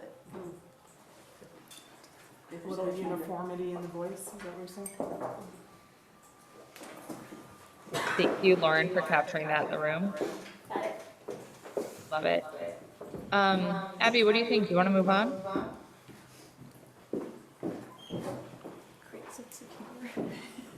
Yes, sorry, my mute was taking a moment. Yes, I would love to move on. Also, Lauren, just a quick tech thing. I know that I'm in our virtual version as 2 names. If you could also make my second name a co-host, that would be helpful, I think, with me breaking up a little bit. Thank you. But let's move on to number 2. So if everything goes right, and the way that we put this was so that way, people aren't worried about, well, if funding and well, if the political climate, it's just, if everything goes right, what is the best version of Boulder's art and culture ecosystem? And if you imagine that, what does it look and feel like in 2035? Okay, we have about 2 minutes.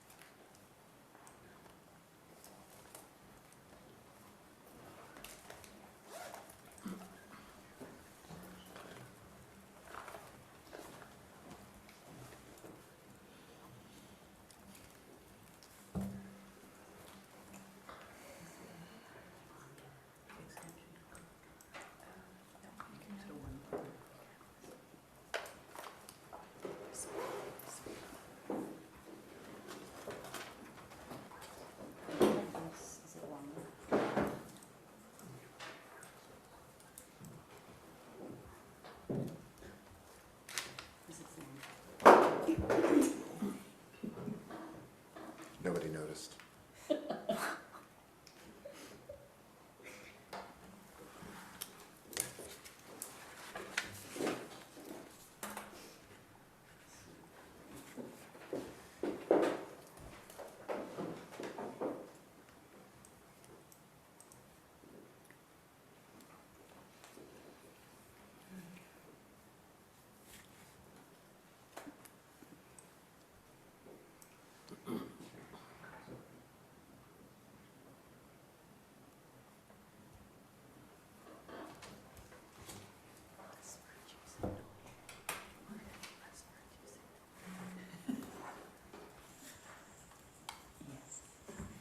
All right, we have about 30 seconds.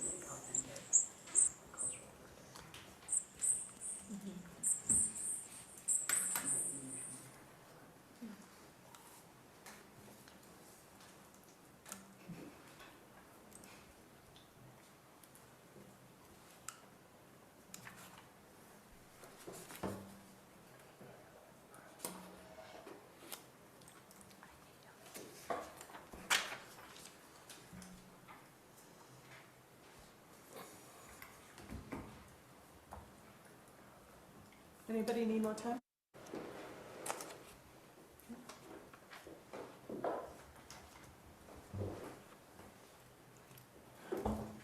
Let's blurt them out if you guys are ready.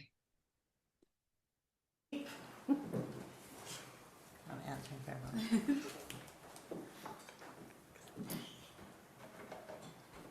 We've Yes, let's increased, do it. What do y'all think? increased traffic as a tourist destination.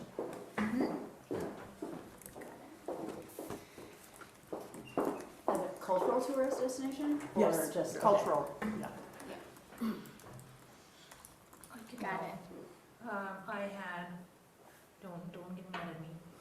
I said, some headline organizations which are recognized nationally, and I used as examples. +1 on that, I have that. Yep. Yes. I had consolidation of nonprofits, not more, but less, doing great things. Agreed. And then I had lastly, more corporate involvement in the arts through funding and getting their employees to attend events.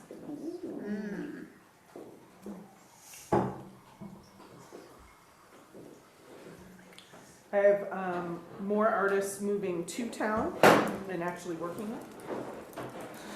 I second that. I also said that and affordability to do Yeah. so. +1. Yeah. I put orientation of the town around the arts, whether that's businesses, communities, events, just in general. I have something very similar. Every student in Boulder has an opportunity to both participate in and experience a variety of art forms. Is that higher education, No. lower education? I mean, I meant K through 12, but we can throw in the university Yeah. students too. That's where Just that's where I access focus, yeah. and opportunity for all to experience the arts. Yeah, I put unplanned encounters with the art. Yeah. I think just to continue that theme, I wrote engaging art everywhere for everyone. Yes. Yeah. I wrote there's too much funding for the arts that we don't know what to do with all of it. Excessive. Big concern. I love that. That really is if everything goes right. That's great. I wrote a somewhat flowery statements, but it captures a lot of the practical words that have already been used, but a creative coven of cultural change makers expanding our human experience through expression. Yeah. Let's make a coven. I think mine's more brick and mortar and tactile in a sense, but it kind of encompasses what everyone else is saying. More venues, better integrated into the community, whether that's through permitting or something, as an example to use would be the Fringe in Edinburgh, where a city triples in size through the entire month of August and triples population, and the entire city is given over to the arts, and every single venue, every little room in a pub and a coffee shop becomes a venue.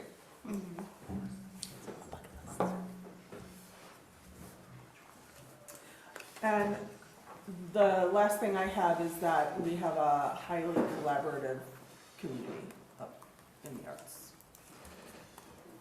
Which will help with the consolidation. Yeah. Yeah, these are excellent. Well, no, I say that with social services too all the time. How It's about 3 people doing these authentic awards during cultural expression recognized as art? Say that again? Authentic cultural expression recognized as art. Nice. We have roughly enough time for one more. I do just want a +1. I love that idea of like art in every room and spontaneous art. That really speaks to me to be of Boulder. But any other closing thoughts before we move on to the final one? I also wrote the archival of Boulder's artistic story/history. Nice. I also wrote traditionally marginalized voices are being performed, heard, and witnessed.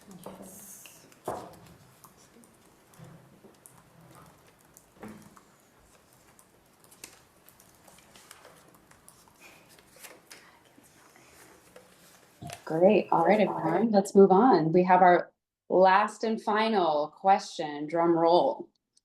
So what are the absolute must-dos? And this can either be for artists, policymakers, Boulderites in general, to get this desired future state. And this is up to you if you want to answer this question with your current hat on. So if you are an artist or a policymaker, great. If you want to put a different hat on and a different persona, maybe you're thinking from the perspective of a youth or a teen or someone who's born today, what it might mean for them in the future, all of that is good. All right, 2 minutes, we'll start it now. Great, and I just want to give you guys a time check. We do have 10 minutes before we have to move on to the next agenda item. And can you read the question one more time, please, for people without glasses? Absolutely, yes. And I usually wear glasses, so I feel you. So what are the absolute must-dos for either artists, policymakers, general community members to get this desired future state?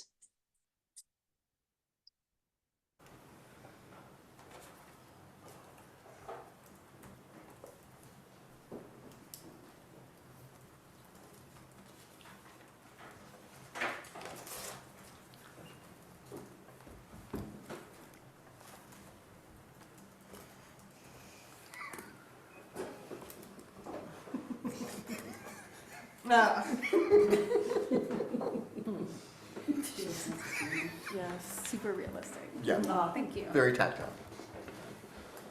Give or take. Yeah.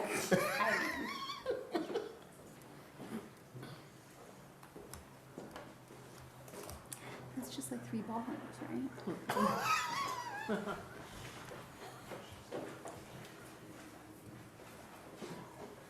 My grandma Cash growing up saw something wearing with their jeans. She would call them cheap hotels. No ballroom.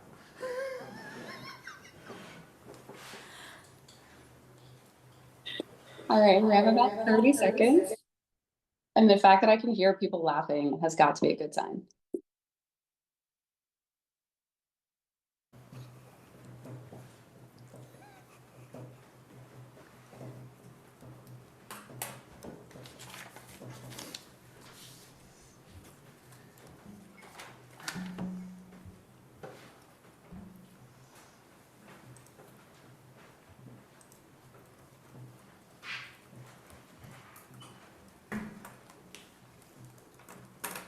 All right, if you can finish up your thoughts, please.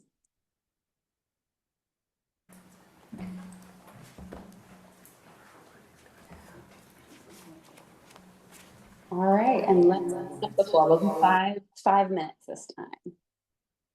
What did people write down? What do we think? Don't get mad at me.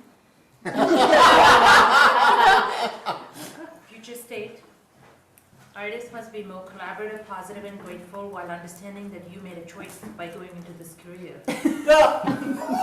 Shit. Don't get mad at me. It was supposed to be realistic. So this is your chosen career. While doing that, also please understand that there are constraints that are beyond our control. You got that on that sticky? You chose this. You chose this? And please understand. But if no one chose it, then there'd be no art. That's true. I also had collaboration. Yes, I had collaboration too. Yes. I feel Gaia's mother was a little tough on her. I'm not gonna be invited. It's so wild because that's what artists say they want too. Right, exactly. Collaboration. Yeah. Well, they want Maybe must do teach, learn how to. I think they want heard. How's that? They want what? Teachers don't Heard. exactly make a living. Teacher, they could teach, but teachers What don't did make you- any money either. Things that we're already working on, housing, venues, and space. I wrote down $1 billion. Workshops. I just don't make money, so. Yeah, I said funding. Yeah. Manage housing costs. Yeah.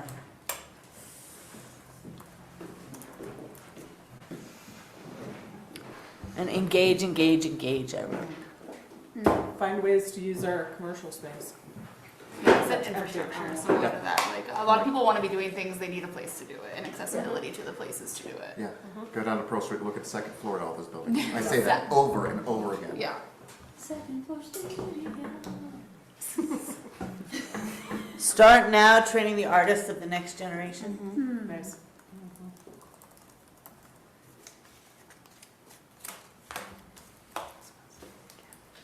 Being that we have some city folks in the room, not to put you on the spot, but what do we think about policy around must-dos for the arts to reach a future state? Not sure what this looks like in policy, but a recognition of the necessity of art, not just a nice to have. For all of those groups. Yeah, I second that. I wrote art taken seriously. So maybe it can become a more lucrative career. When there's billions of dollars.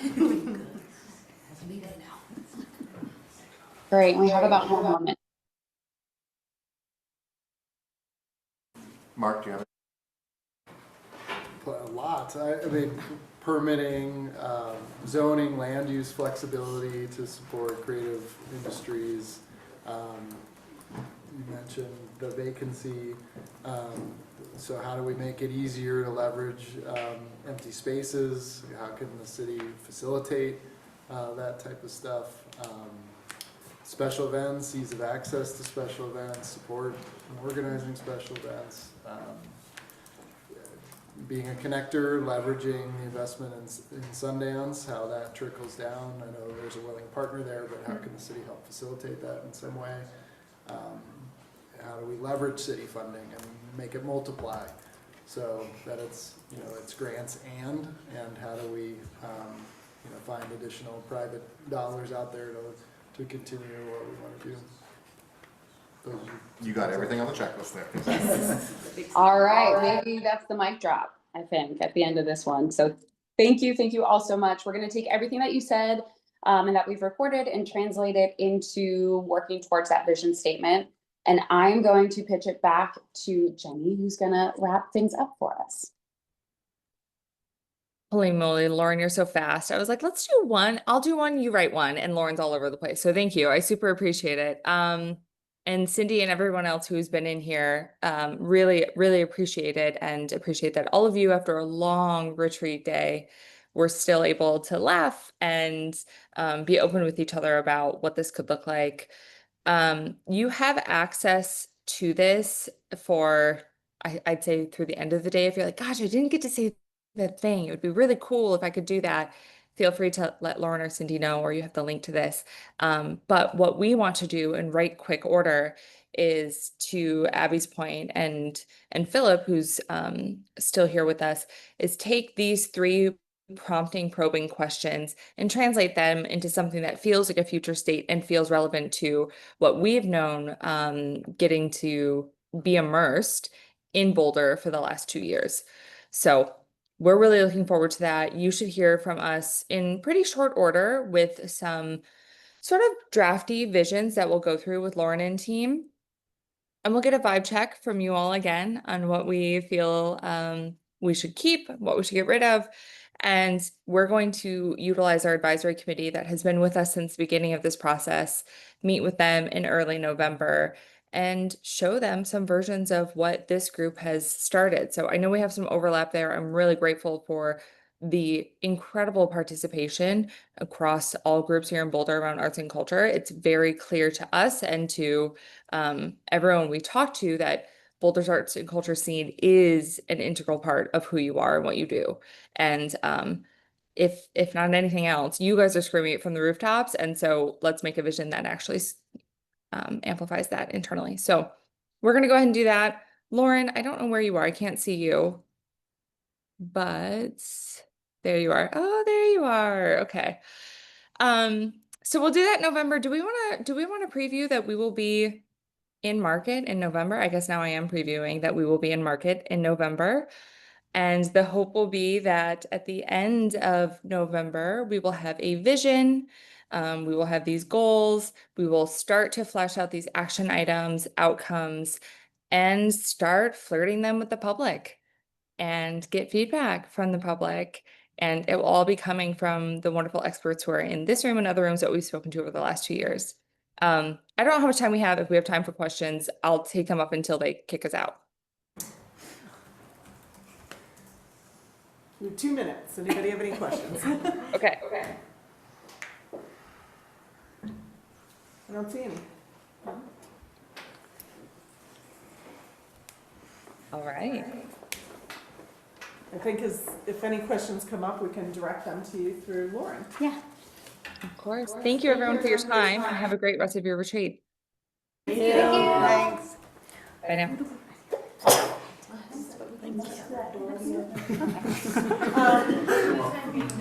So we have another half an hour before our break. And you'll notice that the food is arriving, so please feel free to start helping yourself to that, and we can overlap some food with the break and this next session, so make yourselves comfortable. Thanks, everybody. I think he said he was going to go grab something, but there are plates and stuff. So if you are hungry, please help up. We just have our preliminary staff work plan to talk through with all of you. I'm very excited to invite all of my colleagues to talk about what we'll be doing in the upcoming year. And of course, ask questions. Let us know if you have thoughts, input, ideas on our work plan. Hold on one second, please.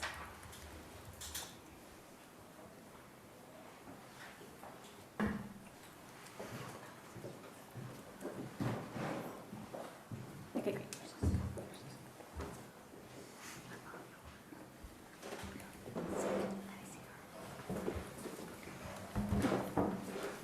Are you using the one on the one that we shared? Yes. Good.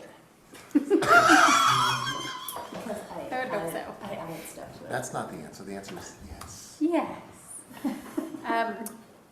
2025, yes. 2025 accomplishments first, and this is massive. I will say that having a fuller staff now has been absolutely remarkable. Like, you are going to see some incredible, so much more than we have been able to do in the past for arts and for Boulder.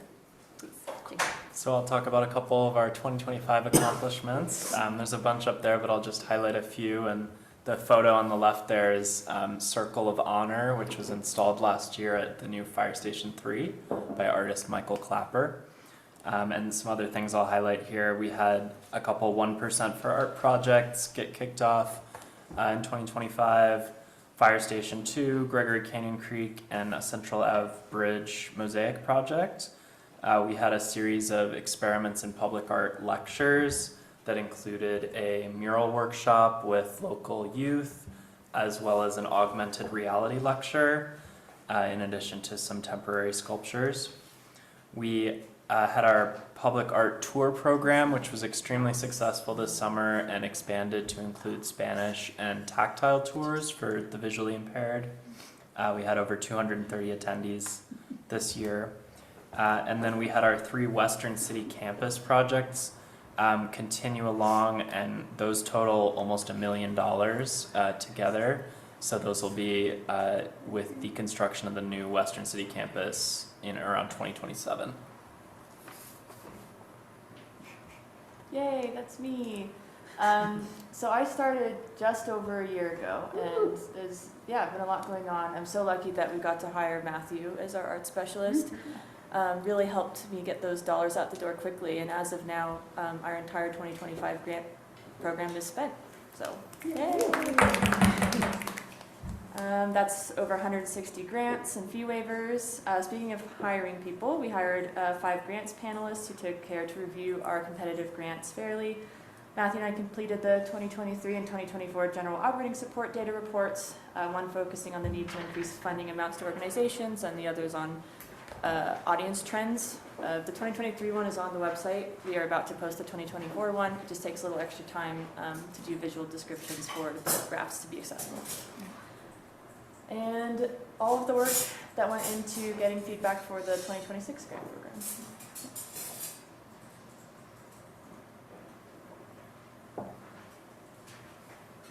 That's me. Sorry. This photo is a project from Streetwise, community project, which is awesome. So the second iteration of our artist census was completed in 2025. We did the first one around 2017, 2018. We are also working on a report 2.0, which will come out in coming months, which will take the census data we collected and incorporate other data that we got from our partners at CU at the Leeds Business Research Division. That's similar to that Creative Vitality Suite stuff that Josh mentioned, which ended in 2023.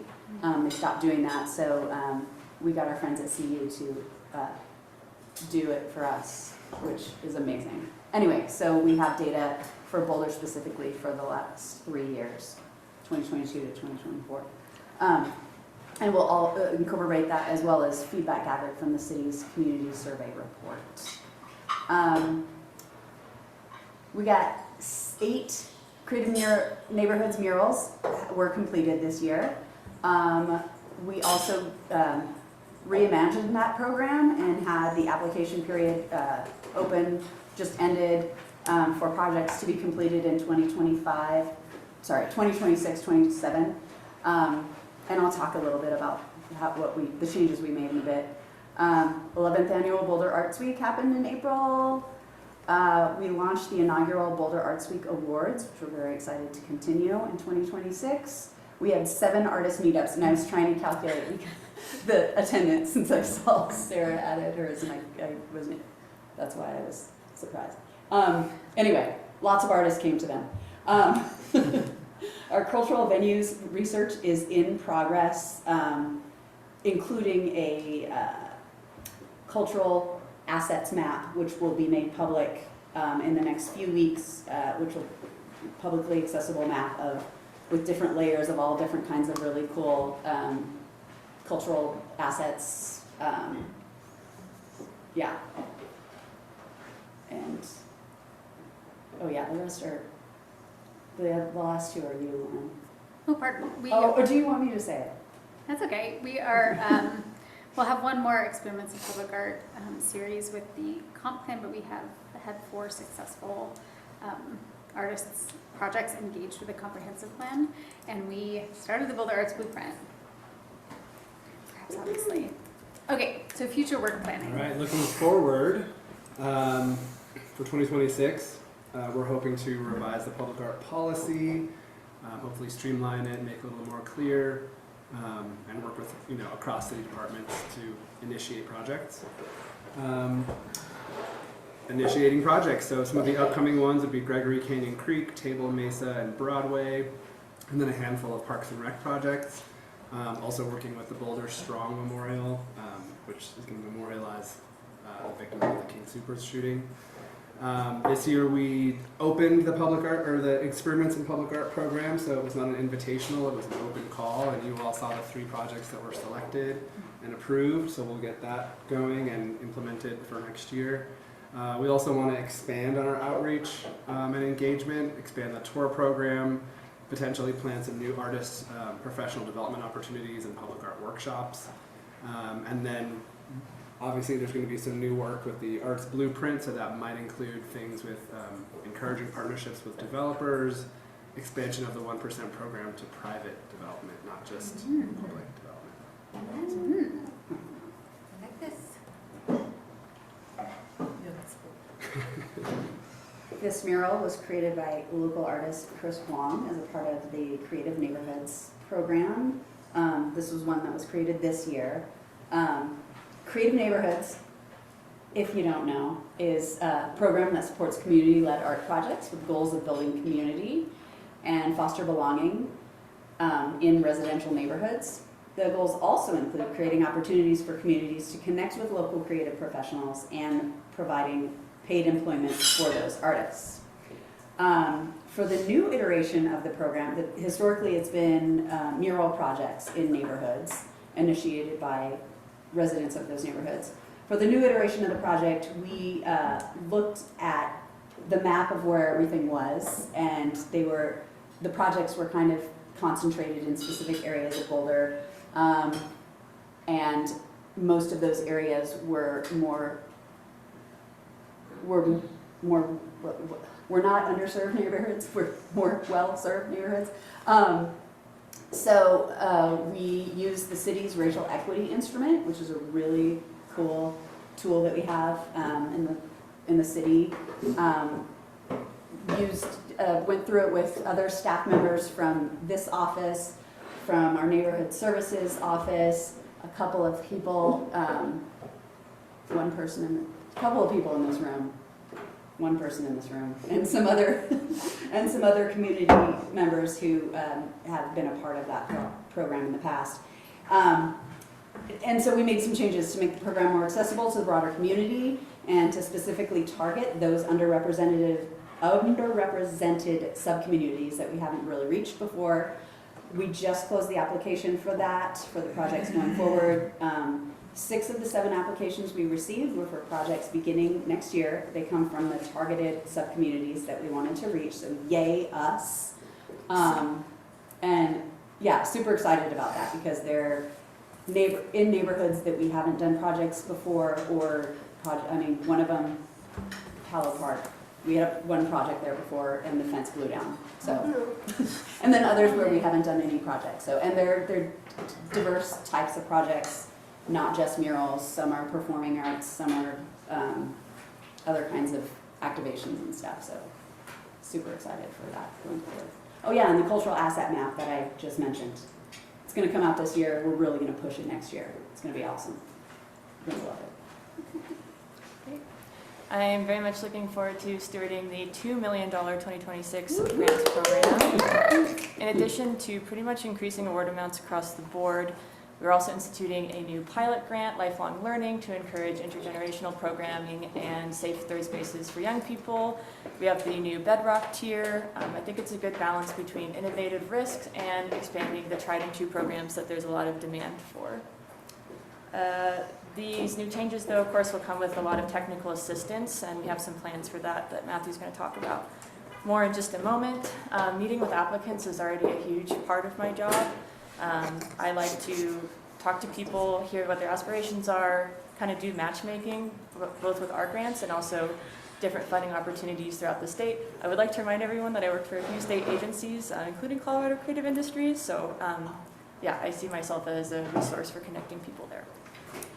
I'm also hiring an artist to create a visualization for grant eligibility. I wrote a choose your own adventure. Oh, wow. It's like you must pass through the scroll. You can make it a board game. Life-size board game. So I got to be creative. It's really fun. Awesome artist. Yeah. I'm currently inviting people to apply for the grant panel, as I already mentioned, that can provide different perspectives. We're looking to expand that by 1 to 2 members, and of course we're looking for feedback on the 2026 program. I'm a big believer in constant reevaluation and improvement, so I'm looking forward to doing that work going into 2027. Thanks. All right, much like Sarah, I'm new here in the Office of Arts and Culture, having started in April of this year, and I'm so thankful to this whole team for showing me the ropes within the office and for getting me acquainted with Boulder's arts and culture scene more broadly. Beyond the extensive grant program that Sarah has worked so tirelessly on, our office hosts a variety of cultural summits and workshops. These events are designed to provide technical support, opportunities for knowledge sharing, and a sense of community among our local artists and cultural organizations. Some examples from 2025 include The Bias Inside Us, Active Hope and Resiliency, Expanding Your Reach Summit, our grant writing workshop, and we will be hosting Funding Opportunities Summit in December. These summits and workshops have proven to be a great way to support our creative community, and looking ahead, we hope to connect them more closely to the goals and values outlined in the Boulder Arts Blueprint, which is linked with the citywide strategic plan and SER framework. I've also been working with our talented team of data analysts in the city to put together a community-facing data dashboard that will highlight where and how our grant dollars are being utilized within the community. And this is drawing inspiration from the Department of Housing and Human Services Community Funding Dashboard. Outside of our dedicated cultural grant funds, we're also encouraging more robust funding mechanisms through the DDA and CCRS to further support cultural and economic developments across the city. And we are also exploring ways to support our creative community outside of funding alone. Our incredibly creative and enthusiastic arts program manager, Cindy, is working on a venue study which will help inform our office on how to make better use of underutilized spaces throughout the city. Sounds like she's working on script writing too.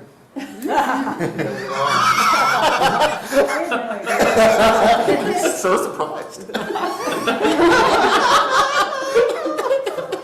Hostage video.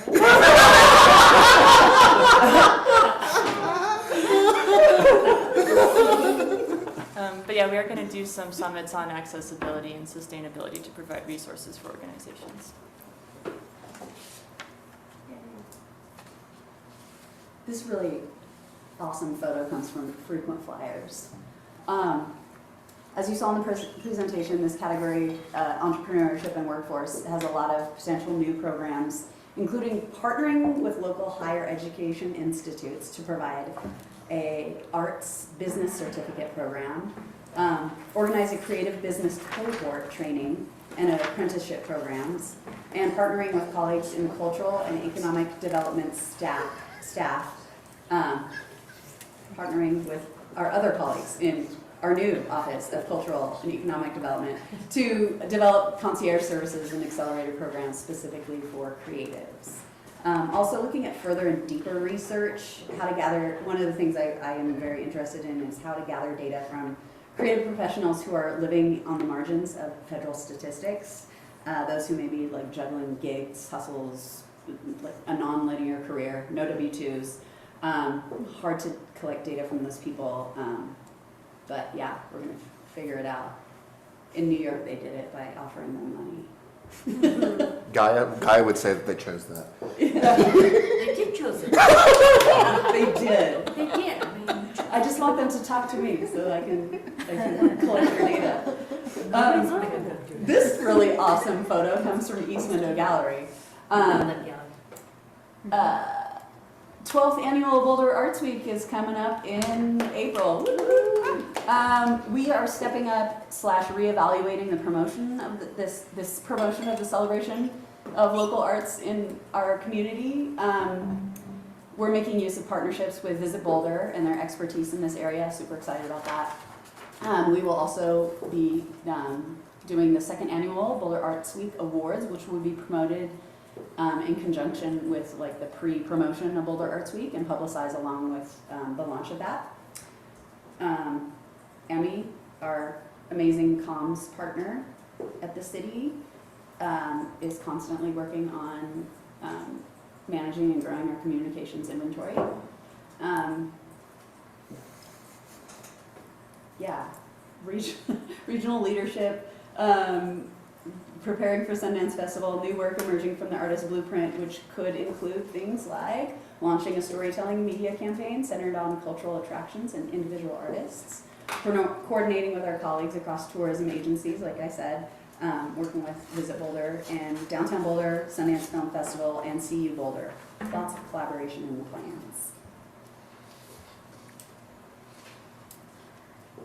And these work plan areas overlap in some ways with our existing programs, such as our Excellent Experiments in Public Art series and initiatives for artists and creatives. However, they also highlight where we want to see where we have the greatest opportunity for expansion. So as shown in the presentation, this could include developing a night mayor position, night mayor, to support Boulder's nighttime economy, investigating temporary or project-based rents for creative spaces, and easing permitting and noise ordinances to make it easier for creative businesses and temporary projects to thrive. Nightmare. Does he get to wear a cape? Do they get to wear a cape? A vampire cape. Perfect. Excellent. I like it. Absolutely. In this area, we will continue the Experiments in Public Art series, hopefully with other partners in our engagement office, and expand to other departments to continue building relationships citywide, improve transparency, and ease and streamline our processes. Finally, we We include the Arts Commission responsibilities and all the ways that you help and support us. That is actually us, metaphorically on the top. This is all of you. This is from Third Law. You obviously oversee the grants ordinance. Thank you again for your support through that big transition that we just had. Our other grants responsibilities, the sponsorship committee, supporting the public art projects, our standing selection panel, being an ambassador to the community, which is absolutely vital in our very, very rich cultural community, and being advisory to us. I appreciate each and every one of you so much for everything that you, for all of your thoughts and your input and your support and your like weird late night texts when I need some input on things. So thank you. And with that, I believe we are set for the moment, and the food is ready. Great. Any questions before we break for food? When do you want to do their prizes? Oh, we could do them right now. Yeah, I was just Please thinking, do yeah. that. Yes. You want prizes? Yeah. No, I thought this prize. Oh, it's still in transit. However, Many prizes. we do have, so every year, if you've been on the Arts Commission, you'll know that we like to get you a gift every year, a very small token of our appreciation. Cindy, would you like to describe the gift, sure. please? Thank Since you were just expressing gratitude, I thought this was a perfect time. So if you are familiar with Groundworks Art Lab, they do this really fun event every year called the Chili Bowl, where they have people handcraft these little bowls, and you get a bowl and get to taste chili in it. So we convinced them to sell us some of their chili bowls without chili in them. You're welcome to bring them home and put chili in them. But they're all different and they're all over there. They're all handcrafted. So we are inviting you to pick two and take the little card that talks about Groundworks and the chili bowl. And take it home. I love them. I have a whole bunch, a slew at home. I use them for mise en place. We keep dog treats in them. And I'll do a plug for Groundworks. They always ask commissioners to come Yes. and get It's like fun. judges. I've done it Yeah. before. And it is great. You get to taste every It's chili, so good. and there are a lot of other community leaders doing it. It's really fun. It's They a super do fun it. event. Yeah. And they have a pottery smashing thing, one of the things Oh they yeah, have, which and is live like my music favorite. and yeah. You so can much just fun. go throw stuff. It's amazing. It's very 2025. Also, they're one of my community revitalization grantees, and like the sustainability efforts they put in. They have geothermal energy, a green roof, solar panels. Like It's beautiful. Super accessible to. yeah. Lauren.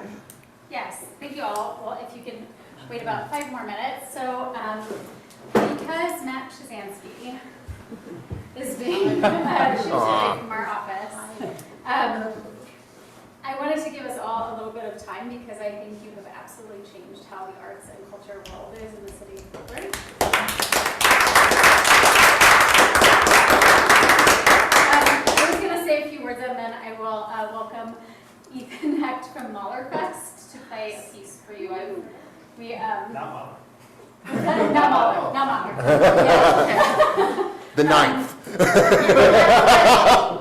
And afterwards, if you would all like to say a few words too, of course.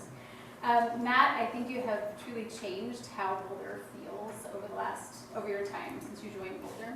Your work has been thoughtful and heartfelt and absolutely transformative. Thank you for teaching me to dream really big and to think beyond what feels possible. On a personal note, I came from a job that was very anxiety-inducing, and working with you has been the opposite. I learned so much from you about being a good manager and about the kind of calm, grounded leadership that you embody. Thank you for helping heal my nervous system. Finally, you keep saying that you are done with the arts, but the arts are not done with you. I know the city will be better for having your leadership in a broader capacity, and we look forward to working with you as you integrate arts into everything that you do in the future. So thank you so much, Ethan, for joining us.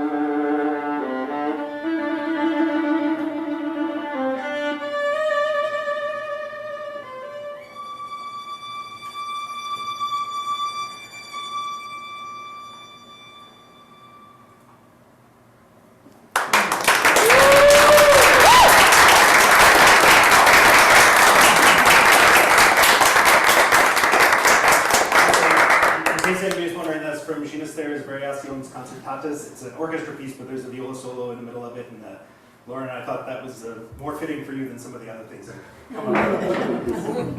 Thank you.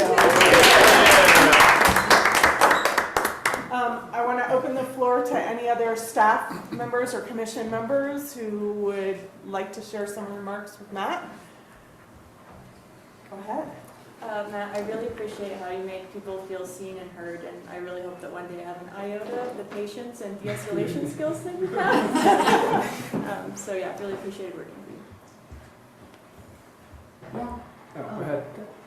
Okay, I figured we'd just go down the line. Go down the line. Thank you for, I got to experience Matt as arts administrator from the outside, from the other side, and got to serve as a panelist. And it was awesome, and seeing you and the way you work made me want to work for municipal government, so here I am. And also, thank you for all of the weird intellectual conversations along the way. Yes. It was so much fun. Yeah. Matt. Yes, ma'am. Matt to Matt. Our time has been brief, but you seem like a great guy.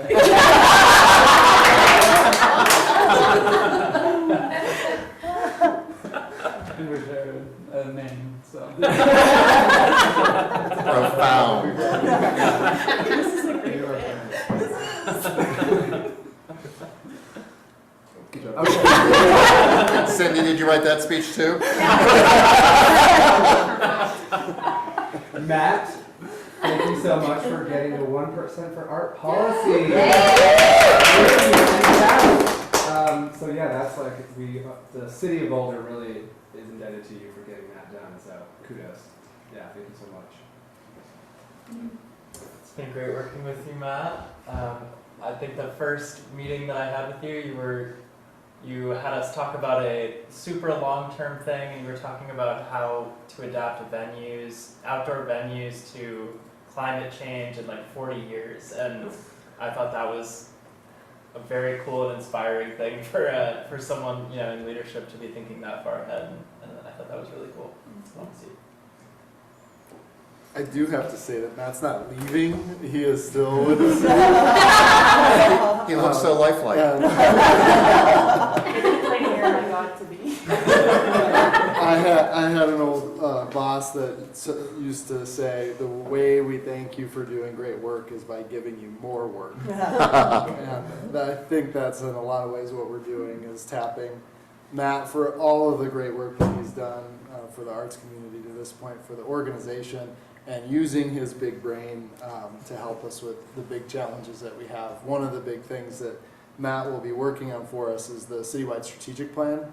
And so we'll do a big update of our strategic plan, which was our first ever this last time around, once we have our comprehensive plan finished. And I know that he'll have arts and culture in the back of his mind, whether he likes it or not, in helping develop our citywide strategic plan. So just super excited for the work that you've done, but also the work ahead,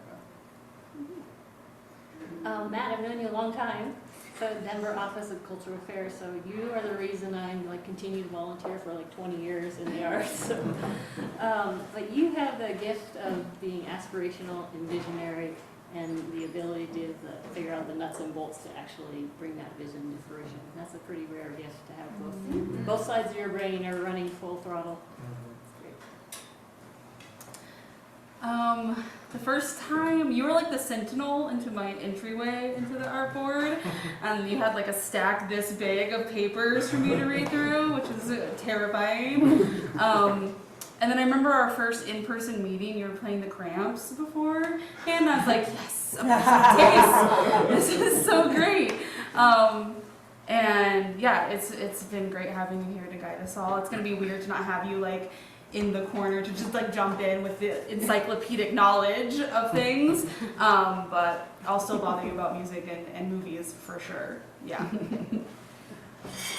Matt, I remember our first meeting too, because I went in there with like Mr. Board and you and I was like, hi, this is me and this is my imposter syndrome. And you talked me down, you talked me off a ledge, so I kind of get what Lauren was saying. I need a boss like that. And so I just appreciate that entry point to make me feel like my just an arts educator voice was still heard. So thank you.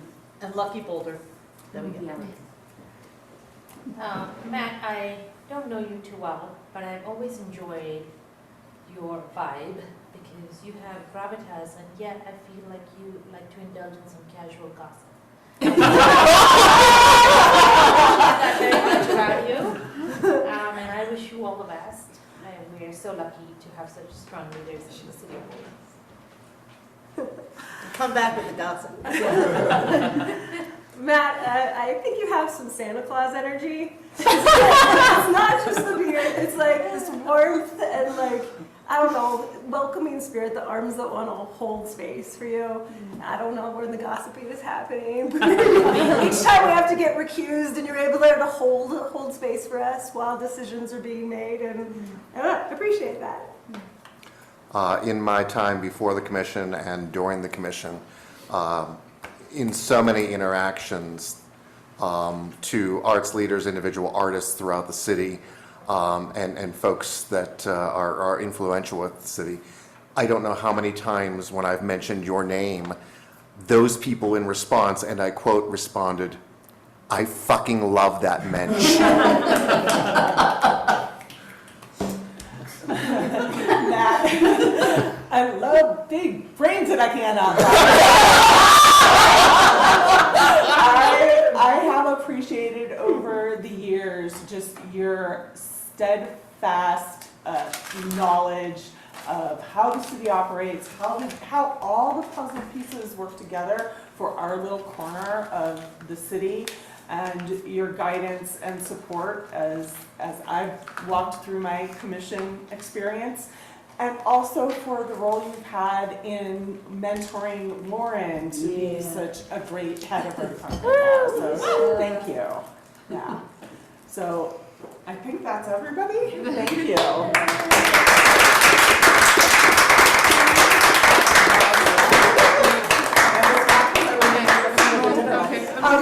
If you guys head out, we're going to start back into the agenda at 5:35, but we keep eating. Don't feel like you have to be done by then. Thank you, 5:35. I can only eat on camera.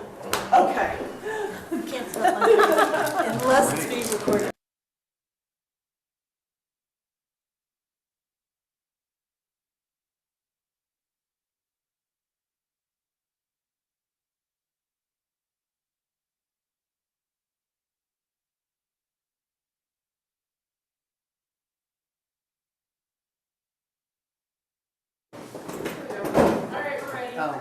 Great. Our next two agenda topics have to do with writing letters to the city. So Lauren's going to give us a little overview that's going to apply to both topics, and then we'll dive in. Good evening, everyone. So you have a letter to council? Sorry? Not yet. We do need to do a group photo, maybe at the end. Sorry. Thank you. Yeah. So you have two letters. One is a letter to council, which Mark actually just mentioned. Since we will have a new members of council, they'll do a new set of priorities. So you want to tonight gather the general topics and some points of interest, and then you'll want to have 2 people or less, so 1 or 2 people, to work on the letter together. You'll draft it. Of course, I'm happy to help how I can with that, or just be a conduit, or and then we'll want to bring it back at the November meeting for any final edits, and if you all want to sign off on it, you want to sign off on it at that meeting. It's the last time that you'll be together. They've asked for it early December, so the November meeting is your last time that you're all together to vote on it. That's part 1. Part 2 is the letter about zoning that Maria asked for. So similarly, you wouldn't be able to work on it as a group, but maybe a point or 2 that you want to get across, and maybe I can work with Maria or Maria Plus to to have it drafted. There's not as tight of a deadline. For that one, it would go to the comprehensive plan team who's working on it now, who's already, as I mentioned, excited and moving in that direction. So hopefully they'll say, cool, thank you. And then next it would go to the zoning staff and to city council. Those are the three bodies. So zoning would put it forward and then council would vote on zoning changes. So there's not as tight of a deadline for it, but if you would like to also work on it for November, then it would be great. Cool. I'm good, thank you. Sorry. So, starting with the letter to city council, I think what we should do first is find one or two people who are willing to write the draft to bring to our meeting to November, because then you can listen from that perspective as a discussion. If you know you're gonna write it, that'll help tune in any questions you have. So, I have done it for the last couple of years. I would love it if somebody else would volunteer. I can volunteer. Thank you. Anybody else want to join her? And they will have the template of last year's. Yes, I will absolutely send you what I have as templates. And anybody else want to help? I can help you guys. Or Abu? Which one do you? Doesn't matter. Go ahead. Jill. Going good, thank you. So I'll send you the templates. What it normally is we have one page. So we have to be concise. A discussion of our successes over the last year. We did not do one in 2025, so probably over the last 2 years. And then we only have room for one or two priority points to address city council. Like, these are the priorities, this is where we want city council to support our work. That's the goal of the letter. So what we want to do today in this 20 minutes is come up as a group with those 2 points of what we want to include as our priorities as a commission. We can draw from some of the discussion that we had about the vision. And I think we have time to just brainstorm some ideas, and then as a group we can narrow that down. Anybody have something that they want to suggest? I'll take notes. Oh, and Lauren will take notes.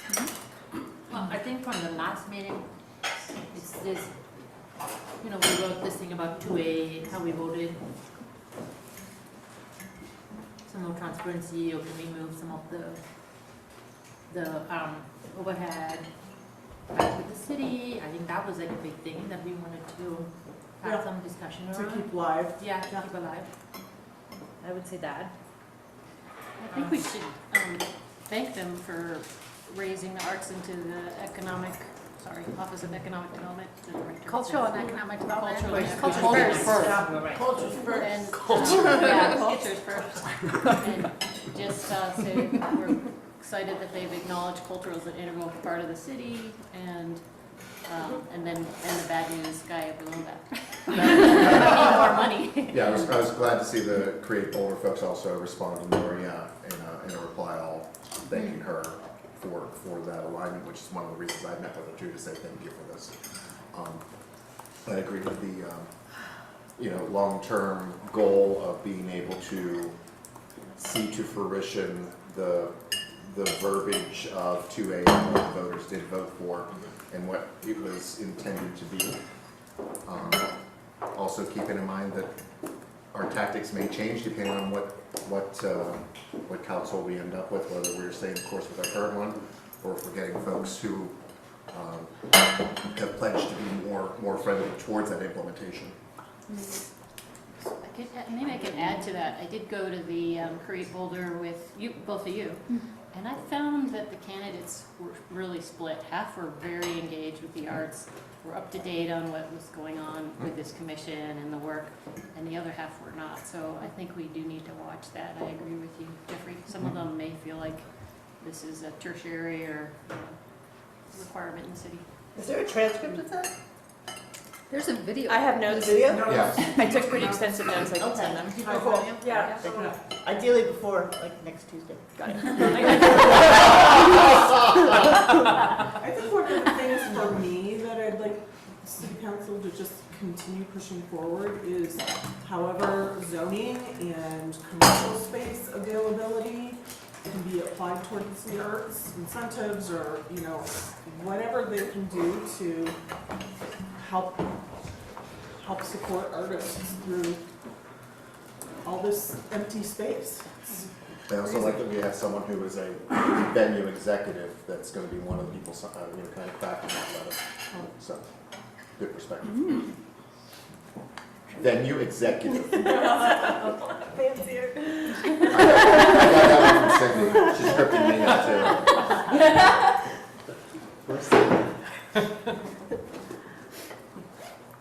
So I think what I'm hearing so far in terms of asks of the city council, we really have our two, the taxes and venues. What else? Anything else want to be in the mix? Do you think we can invite city council members to some events for our liaisons? Because I see some of them at things, but I don't see many of them at things. Yeah. Maybe there's like a couple of tickets we can provide, or be like, here's movie tickets at the dairy, or like here's some stuff. Are Please they go check also it out. under the same sunset law as us? Are they under the same sunset law as us, where if there are so many of them in a room, they become a quorum? City council. Them. Yeah. Those running You're for actually city under council. their same sunset law. Does everyone want the candidates forum notes, or?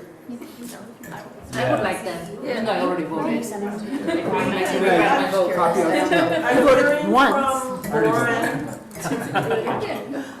I'm hearing from Lauren that we can offer to, if they are interested in a performance, to reach out to Lauren. Yeah. And she has a way to work with the gifting, and make sure that that's copacetic.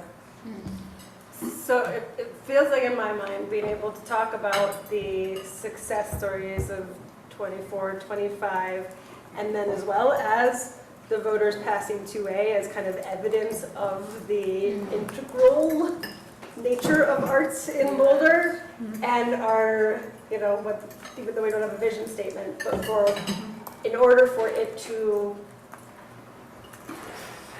grow, support the livable viability of artists and the organizations that we represent, we need the city's full partnership in doing that through its, To support cultural vibrancy. Yes. And economic development, yes. There you go. I think there's 3 points. There's the money, you know, 2A money, and making sure that goes back into the cultural arts. I think it's how they develop for the city. You know, we've heard a little bit about this bookend, but as an example, you know, arts is integral to the future development and land use planning. And now I forgot my third point. how they develop, which impacts the people, the community, the artists, the organizations. Right, and affordability, you know, I think that development. And I think the third point was art should be flow through all the agencies. Yeah.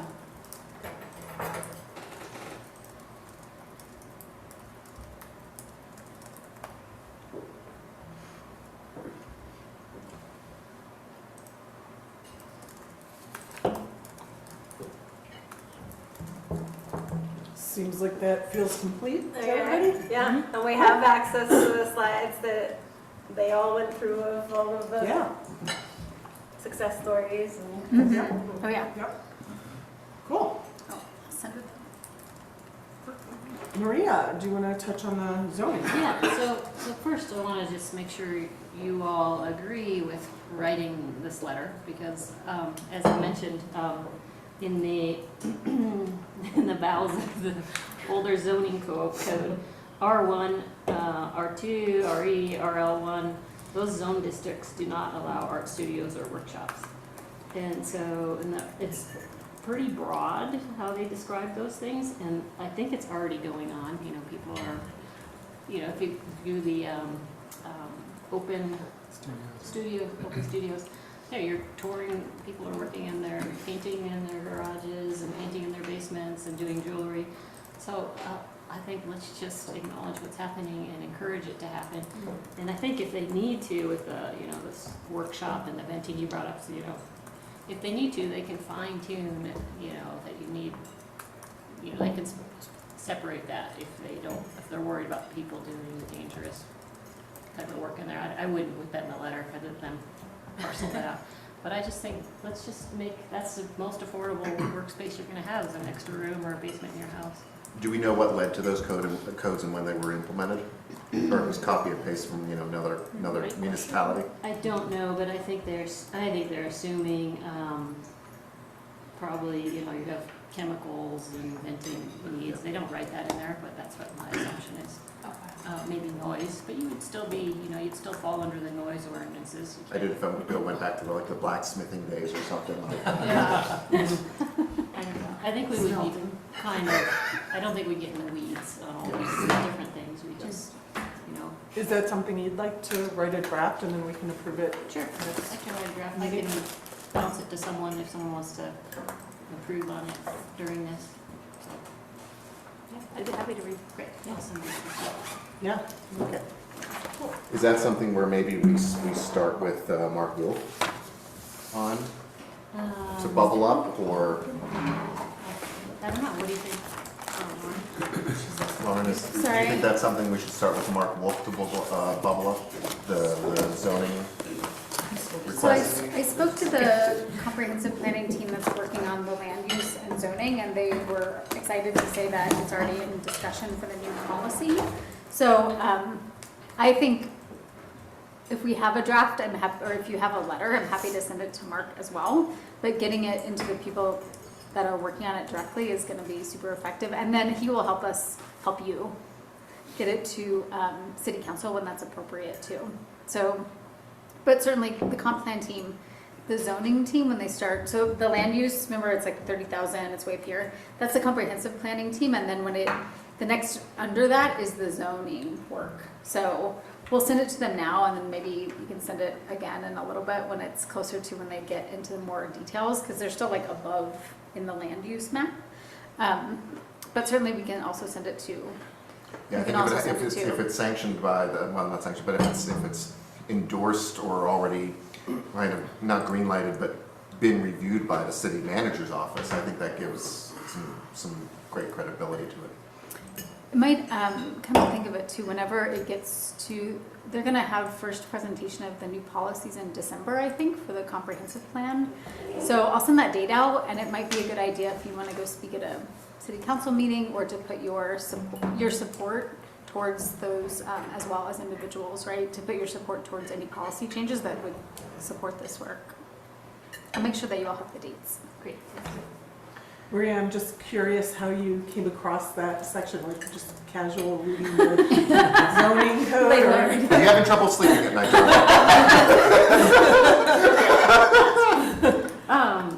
There are people that are artists in the community that have gotten a little bit of pushback, and so they kind of want to get their spaces grandfathered in and saying that it's legal. And it could also be a parking issue, quite frankly. You know, if you have an employee or if you have an event, then you know people in your neighbors are complaining about parking issues. But just, you know, stepping back from, you know, what might be a couple here or there, people that have some actual issues, I think it makes a lot of sense for the work that we're doing is why don't we encourage artists to be able to work in their houses? Awesome. You may even find some HOAs that have language in that that's kind of very restrictive in that as well. But the city would supersede that then. Yeah. That's great. Will you repeat our deadlines? So we want to have. You want to bring a draft, have it ready in time so it can go out with the packet. Okay. And then you can, you know, wordsmith it or. Till Lauren? Yeah, till Lauren. Okay, cool, thank you. Let's say by November 12th for a draft to get it into the packet so everybody can review it in advance. Thank you. Lauren, thanks for adding that, Lauren, and adding this to the agenda. Absolutely. Thanks for bringing it up. Thanks for doing the deep dive. Yeah, all right. So we have a few more items, just sort of looking ahead in terms of agendas and policies that we want to address at our upcoming 2026 meetings, working groups, and the like. So I'm gonna mix up the order under number 12 a little bit. And start with the CU Boulder update, if you don't mind. Sure. Cindy, do you want to kick it off? Are you ready? I can also talk about it. You should talk about it. I'll go first. So we've had a few different points that we are trying to work more closely with CU Boulder. One is that we went to an event to kick off their arts internship program called Art Buffs.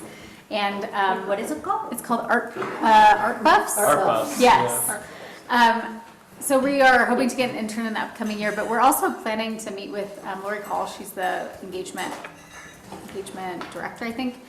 At any rate, we're hoping to actually have those meetings happen back and forth for us to take turns and host those meetings, because it was excellent. It was meeting a bunch of different CU professors and artists and people working at CU and a bunch of community members. So we're meeting with her in the next 2 weeks to see if we can continue hosting those, like our office and between our office and CU. The other thing is that I'm working with the director of the Cinema and Moving Image Studies department to potentially have a program at CWA, like I might be hosting, since she's involved with the Sundance Film Festival. But so some more kind of minor connections, but continuing to build out those connections. Yeah, what she said.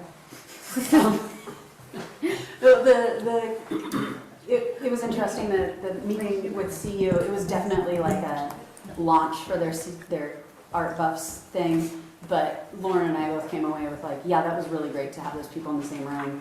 Let's see if we can share that kind of responsibility with CU, so it's not always a sales pitch for the Art Buffs, so we can like make it meet like our goals as well, not just CU goals. And it was really interesting because they were asking for feedback on how people, or how the cultural arts community, like problems they have with CU Boulder. And I stood up and I said, I have a lot of problems with you people. I didn't. But a lot of it was about like accessibility, and that CU is such a great resource in our community. It's hard to access.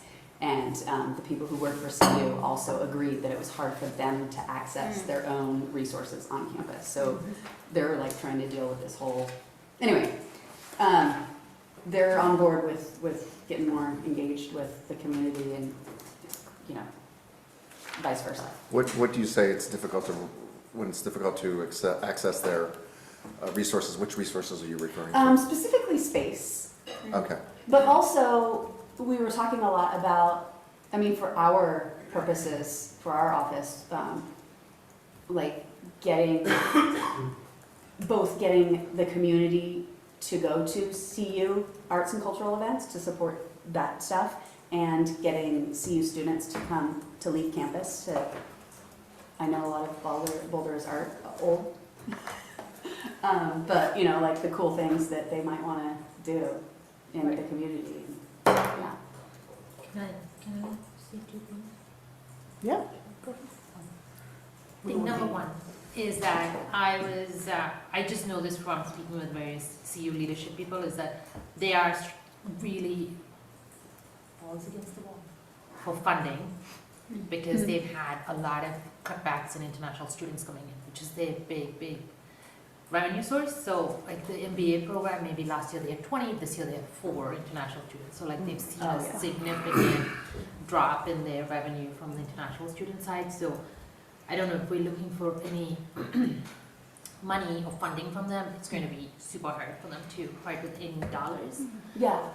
And I think the second thing is that the dean of the business school is great, and if we're ever looking for an intern at the Office of Arts and Culture or something like that, he would be interested in that, and he would be a good resource for that, because they're always looking for opportunities for the students to have that. And that's one of the things that that's on our plan to Yeah. talk with them about. And I'm happy to make the introduction to him. He's a fellow brother Indian.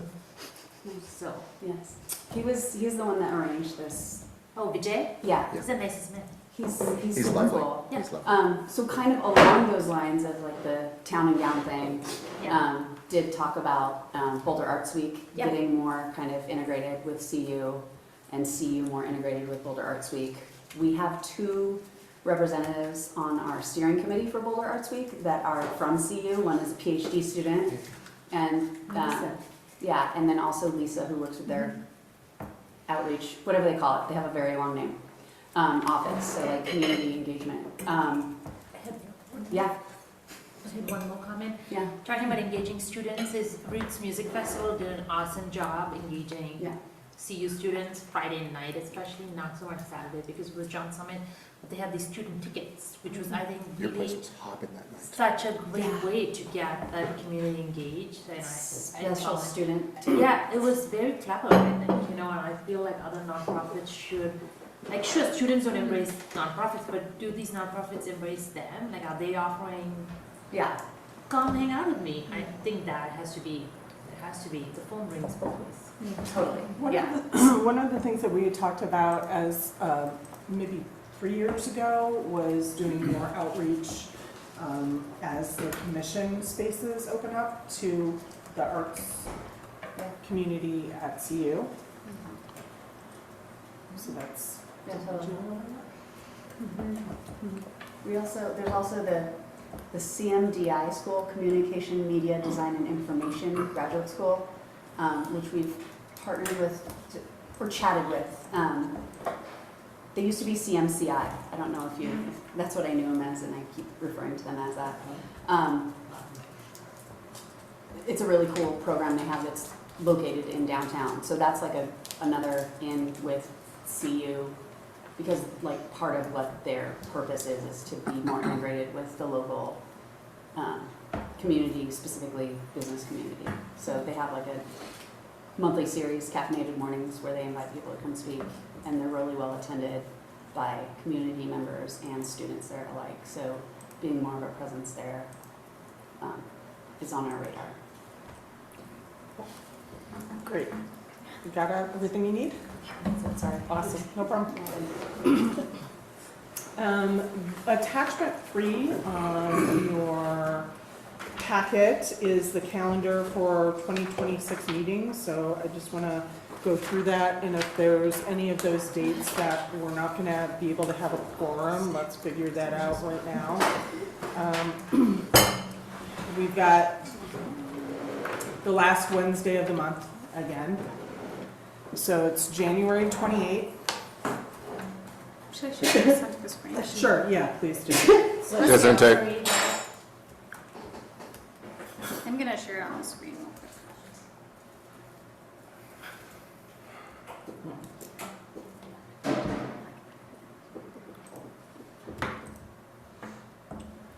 January 28th, February 25.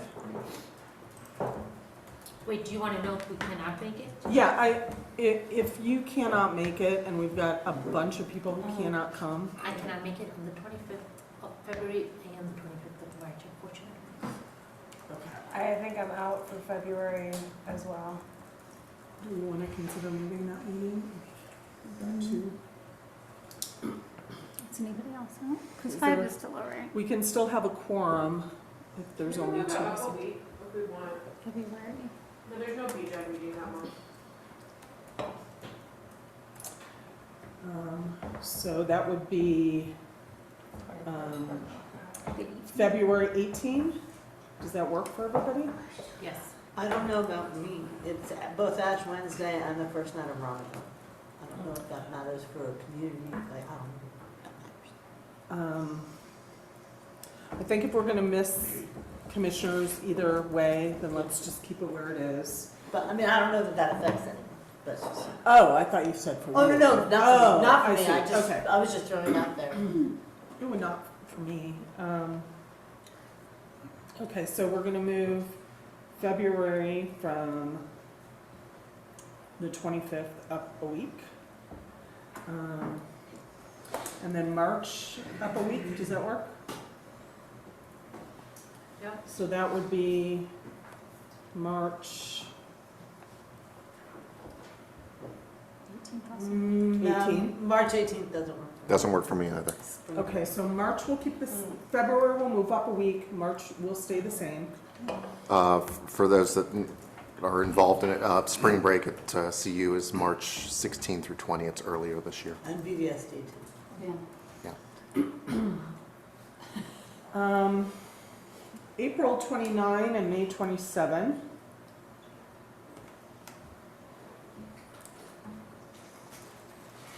May 27th, have we historically not, we've done the week before during Memorial Day week?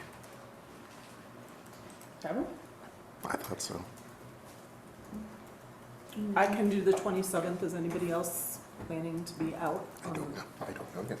May 27th? It's a little soon to. Yeah.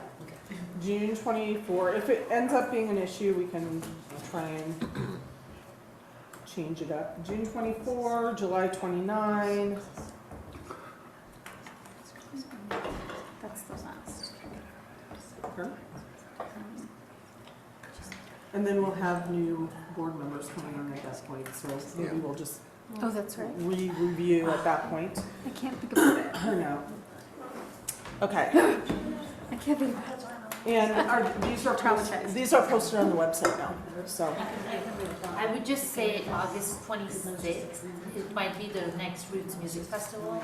Oh, really? Oh. It's potentially that week, so they're starting that Wednesday. So just something to Okay, great. Good to know. keep in mind. Cool. That's cool. Very cool. All right, the next attachment in your packet is attachment 4, and it's the questions for applicants. If you can throw that up on the screen. So we typically give some feedback on the questions that the city council is going to ask applicants for the commission. And this happens, applications are opening in December. So, can we talk about this in November? Sure. Yes, if you'd like Do to. you guys want to put this off till November? Make sure you look at it and think about whether these questions are geared toward getting the right people on this commission. I think by then we'll know whether or not we've got a city council that takes our recommendations anyway. Yeah. Okay. And work groups. We have got, what do you want to say about work groups? I know you have some thoughts. So I think this year we've had a couple of super successful work groups, and thank you all for working with us on your work groups. Continue to work. We wanted to, though, include a couple topics of interest that have come up over time, that have come up in relation to our Bedrock Grant program that we think deserve, that merit some specific attention. And so we've actually brought some topics to you. There were, in your massive packet, I get it, but there were some descriptions in there about the 3 that we have in mind. When I say we, it's actually Sarah and I have been discussing this in particular in relation to the grant program. So sustainability, artificial intelligence, which hopefully Yelena will join us on that one, and accessibility with capital A. So if there are a member or 2 that would like to work with those, work on those topics with us over this year, we would deeply appreciate it. Before we get volunteers for these, let's check in also on what commissions that we already have, like what committees we already have that we want to carry forward. I think you and I are done on what we had to do. Our deliverable is delivered. Is anybody on their committees feeling like you want to continue your work into 2026? Well, Youth? Yeah, the arts education. Okay. The page got updated. I think that probably the continuation of adding grants to it and being aware of what we can. Yes. Did not motivate me, so I just. Do you feel that you have more work to do, or you want to move on to other issues? And up to you guys. I think that it got the refresh that it needed. And yeah, if anything, it's just figuring out if it's being used any better, right? Do you mind if I add something too? Go ahead. I think our website is going to get more capabilities also, which is something we've been talking about with our arts education group. So if it does, and it makes some more usability, then I might reach back out to get your input again. Does that sound good? Okay, because I think that's where we're sort of stuck at this point, yeah. Okay.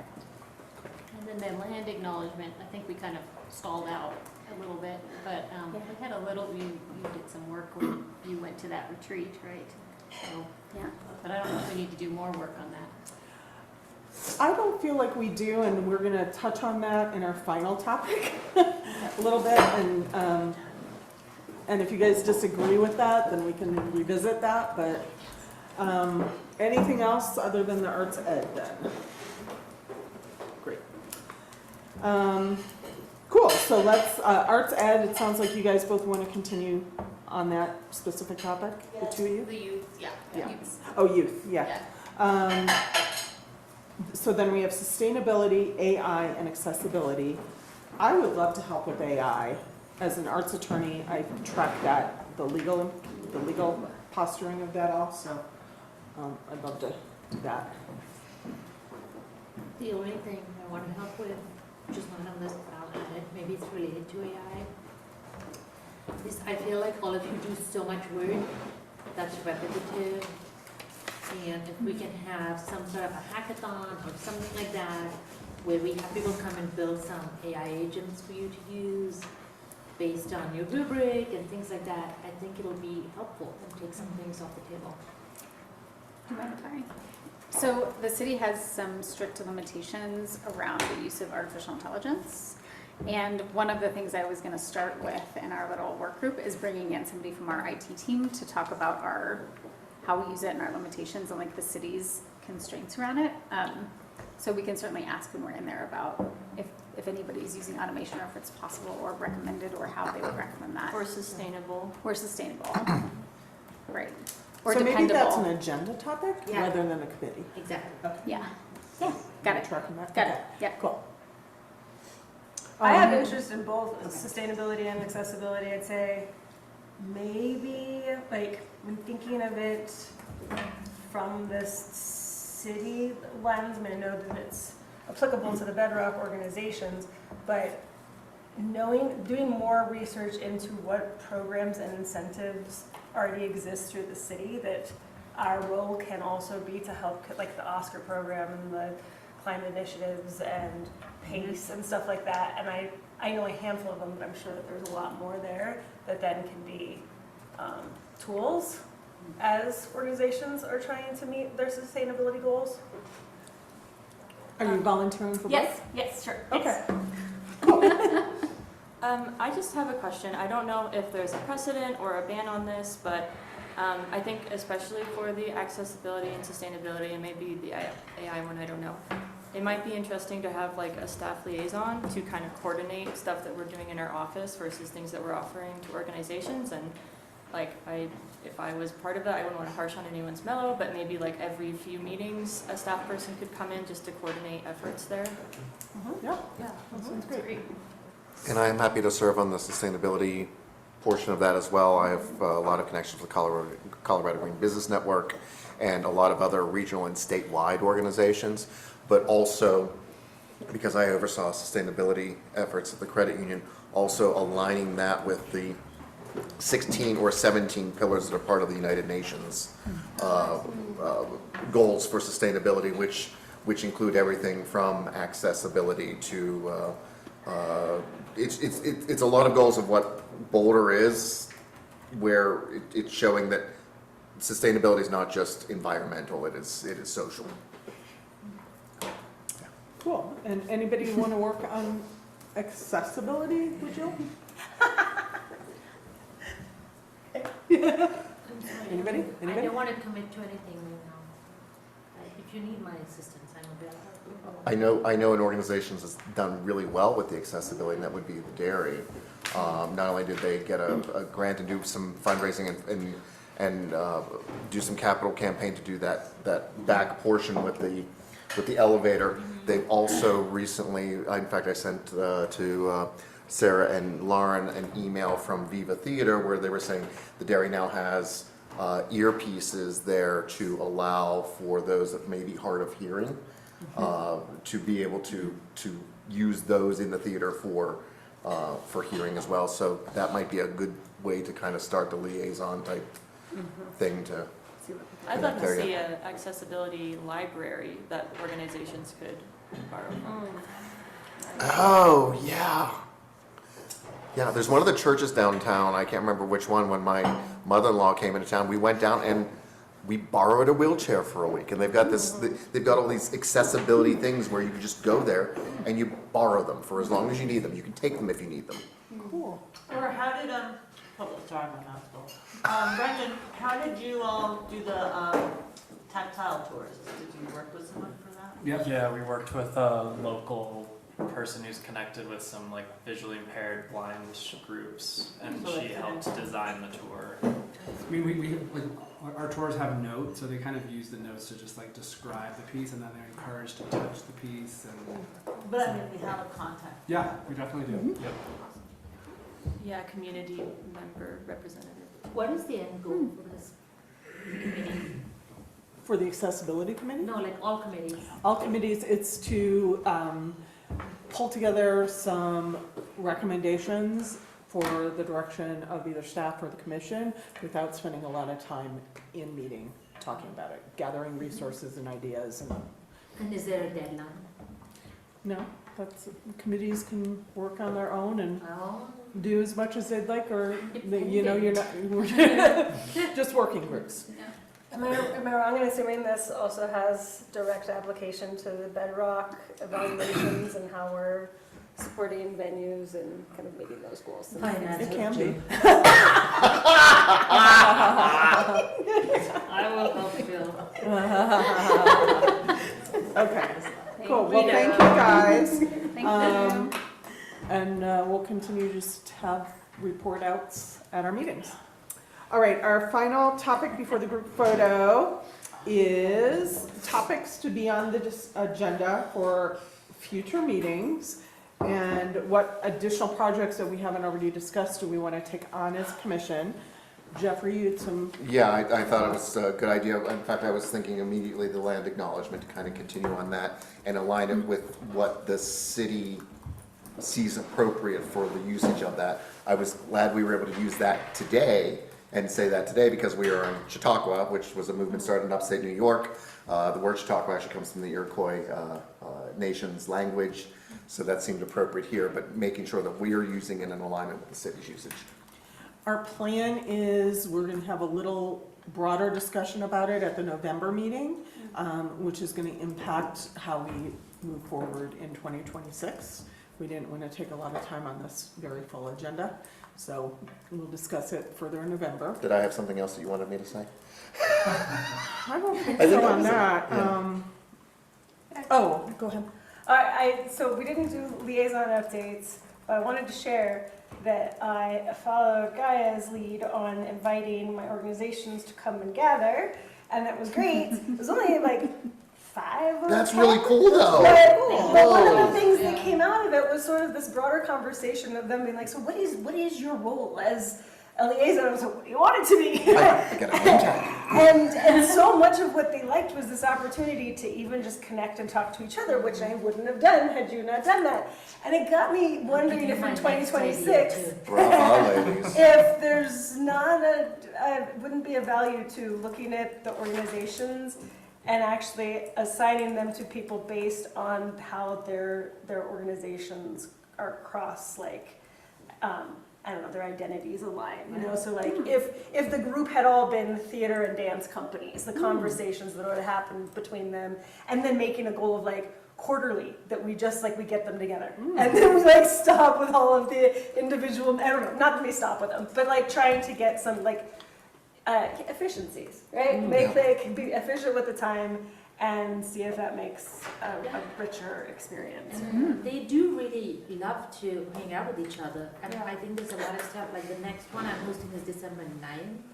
And for this one, I'm hosting, hopefully, I'm trying to get social venture partners to show up and What? Yay! to help like people think about these smaller nonprofits, start thinking about their board and how to structure a good board. And then there's also going to be, they don't know this yet, But two of the more prominent families here, I'm gonna invite them to be like, come present about how you apply for a grant with your with your foundation, like, because you get knocked, like, everybody's like, give me money, but like, how do you give money? Who do you give money to? Like, what is your process? Like, outline this. So I'm like getting more clearer on, you know, these things, and I think it's a good way to spend time with them. Yeah, that's awesome. Cool. Everybody should do it. Yeah. I will hook you up. We'll hit Julie up for some space if you don't have it at your Yep. house. Yeah. Cool. We could also just combine, like, we Yeah. are all like, Yeah. they're doing the same work, you know, Yeah. like maybe Jill and I host the night together, and like, Yeah. have some people show up, and then it's more people, more the merrier. Yeah. Very cool. One other thing that we do have on planned for agenda topics in the future is circling back to the issue that you had brought up, Gaia, is eligibility of commissioners to obtain grants. So we want to give some space and time for that conversation. That's in November. What else? Hey, you know, one of the things, I think a lot of nonprofits are going to go under, honestly, in the next year or two. It's just sort of what's gonna happen, given the funding, given any aid grants, like everything is like going. So we just, I think it'll be nice to, for us, even like bring forward, like, we're seeing so-and-so at risk, or like they mentioned that they're at risk, like just start having a little bit more of an open discussion, because if there's any way to help them, it's just start 6 months before, not. So maybe that's a reminder Yeah. for our liaison relationships to be checking in about. Yeah. Finances, yeah.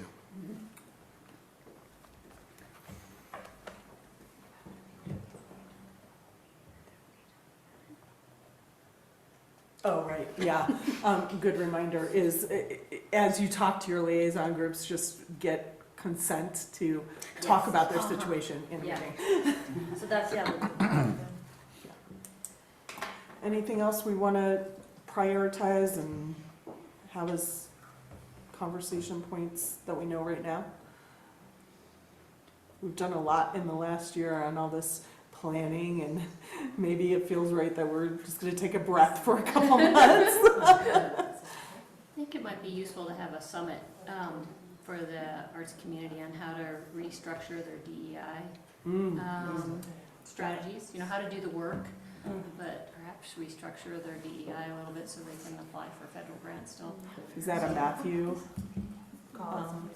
to the summits? That's what people are That's for doing. the topics for Yeah. summits? No? Who is it? Me. Oh, it's you. Oh, okay. Sorry, what? She was suggesting for the summits topic on how to adjust for the DEI changes. Or just, you know, like Oh. having some type of forum where people can talk about that. You know? Yes, that's already in the works. Okay. Oh, Yeah. great. We could also point them towards the Boulder Chambers event that they're doing, I think, on November 21st on that exact subject. Oh, I apologize, I was talking to her about this upcoming summit that she has, where she has funders for people. That would be great opportunity for your organizations. Yes, please invite your organizations to the December summit where we'll have 10 funders talking about their opportunities. What date is that? I have it. December 5th, That's a Thursday, Friday. Friday. Okay. do you send that, I don't know, do you send that out to all the organizations? Oh, okay. They often need to hear it multiple Yeah, and it gets lost in the big email that goes out monthly You should too. just start putting things on people's calendars, like I've seen. People just sending out a calendar invitation. Just invite it, yeah, just invite everyone. I've been getting spam like that. Exactly, me too. I accept it, and then I'm like, who am I calling now? I have maybe emailed the organization saying, thank you for RSVPing yes. We look forward to seeing you there. This is where you're going to park. We're holding space for you.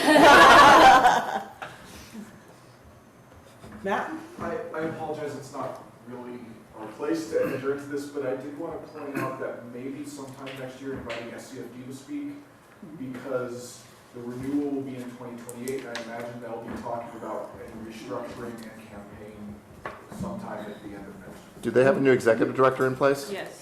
Do we know who that is? Yes. We're gonna, she's coming to visit the chamber in a couple of weeks. Oh, And really? then we're gonna throw her in the bus with Visit Boulder, one of the old VW buses, and Yeah. drive her around to a few venues. Oh, cool. She'll also be presenting at the December summit. Is she a local hire, a regional hire? She came from the airport, right?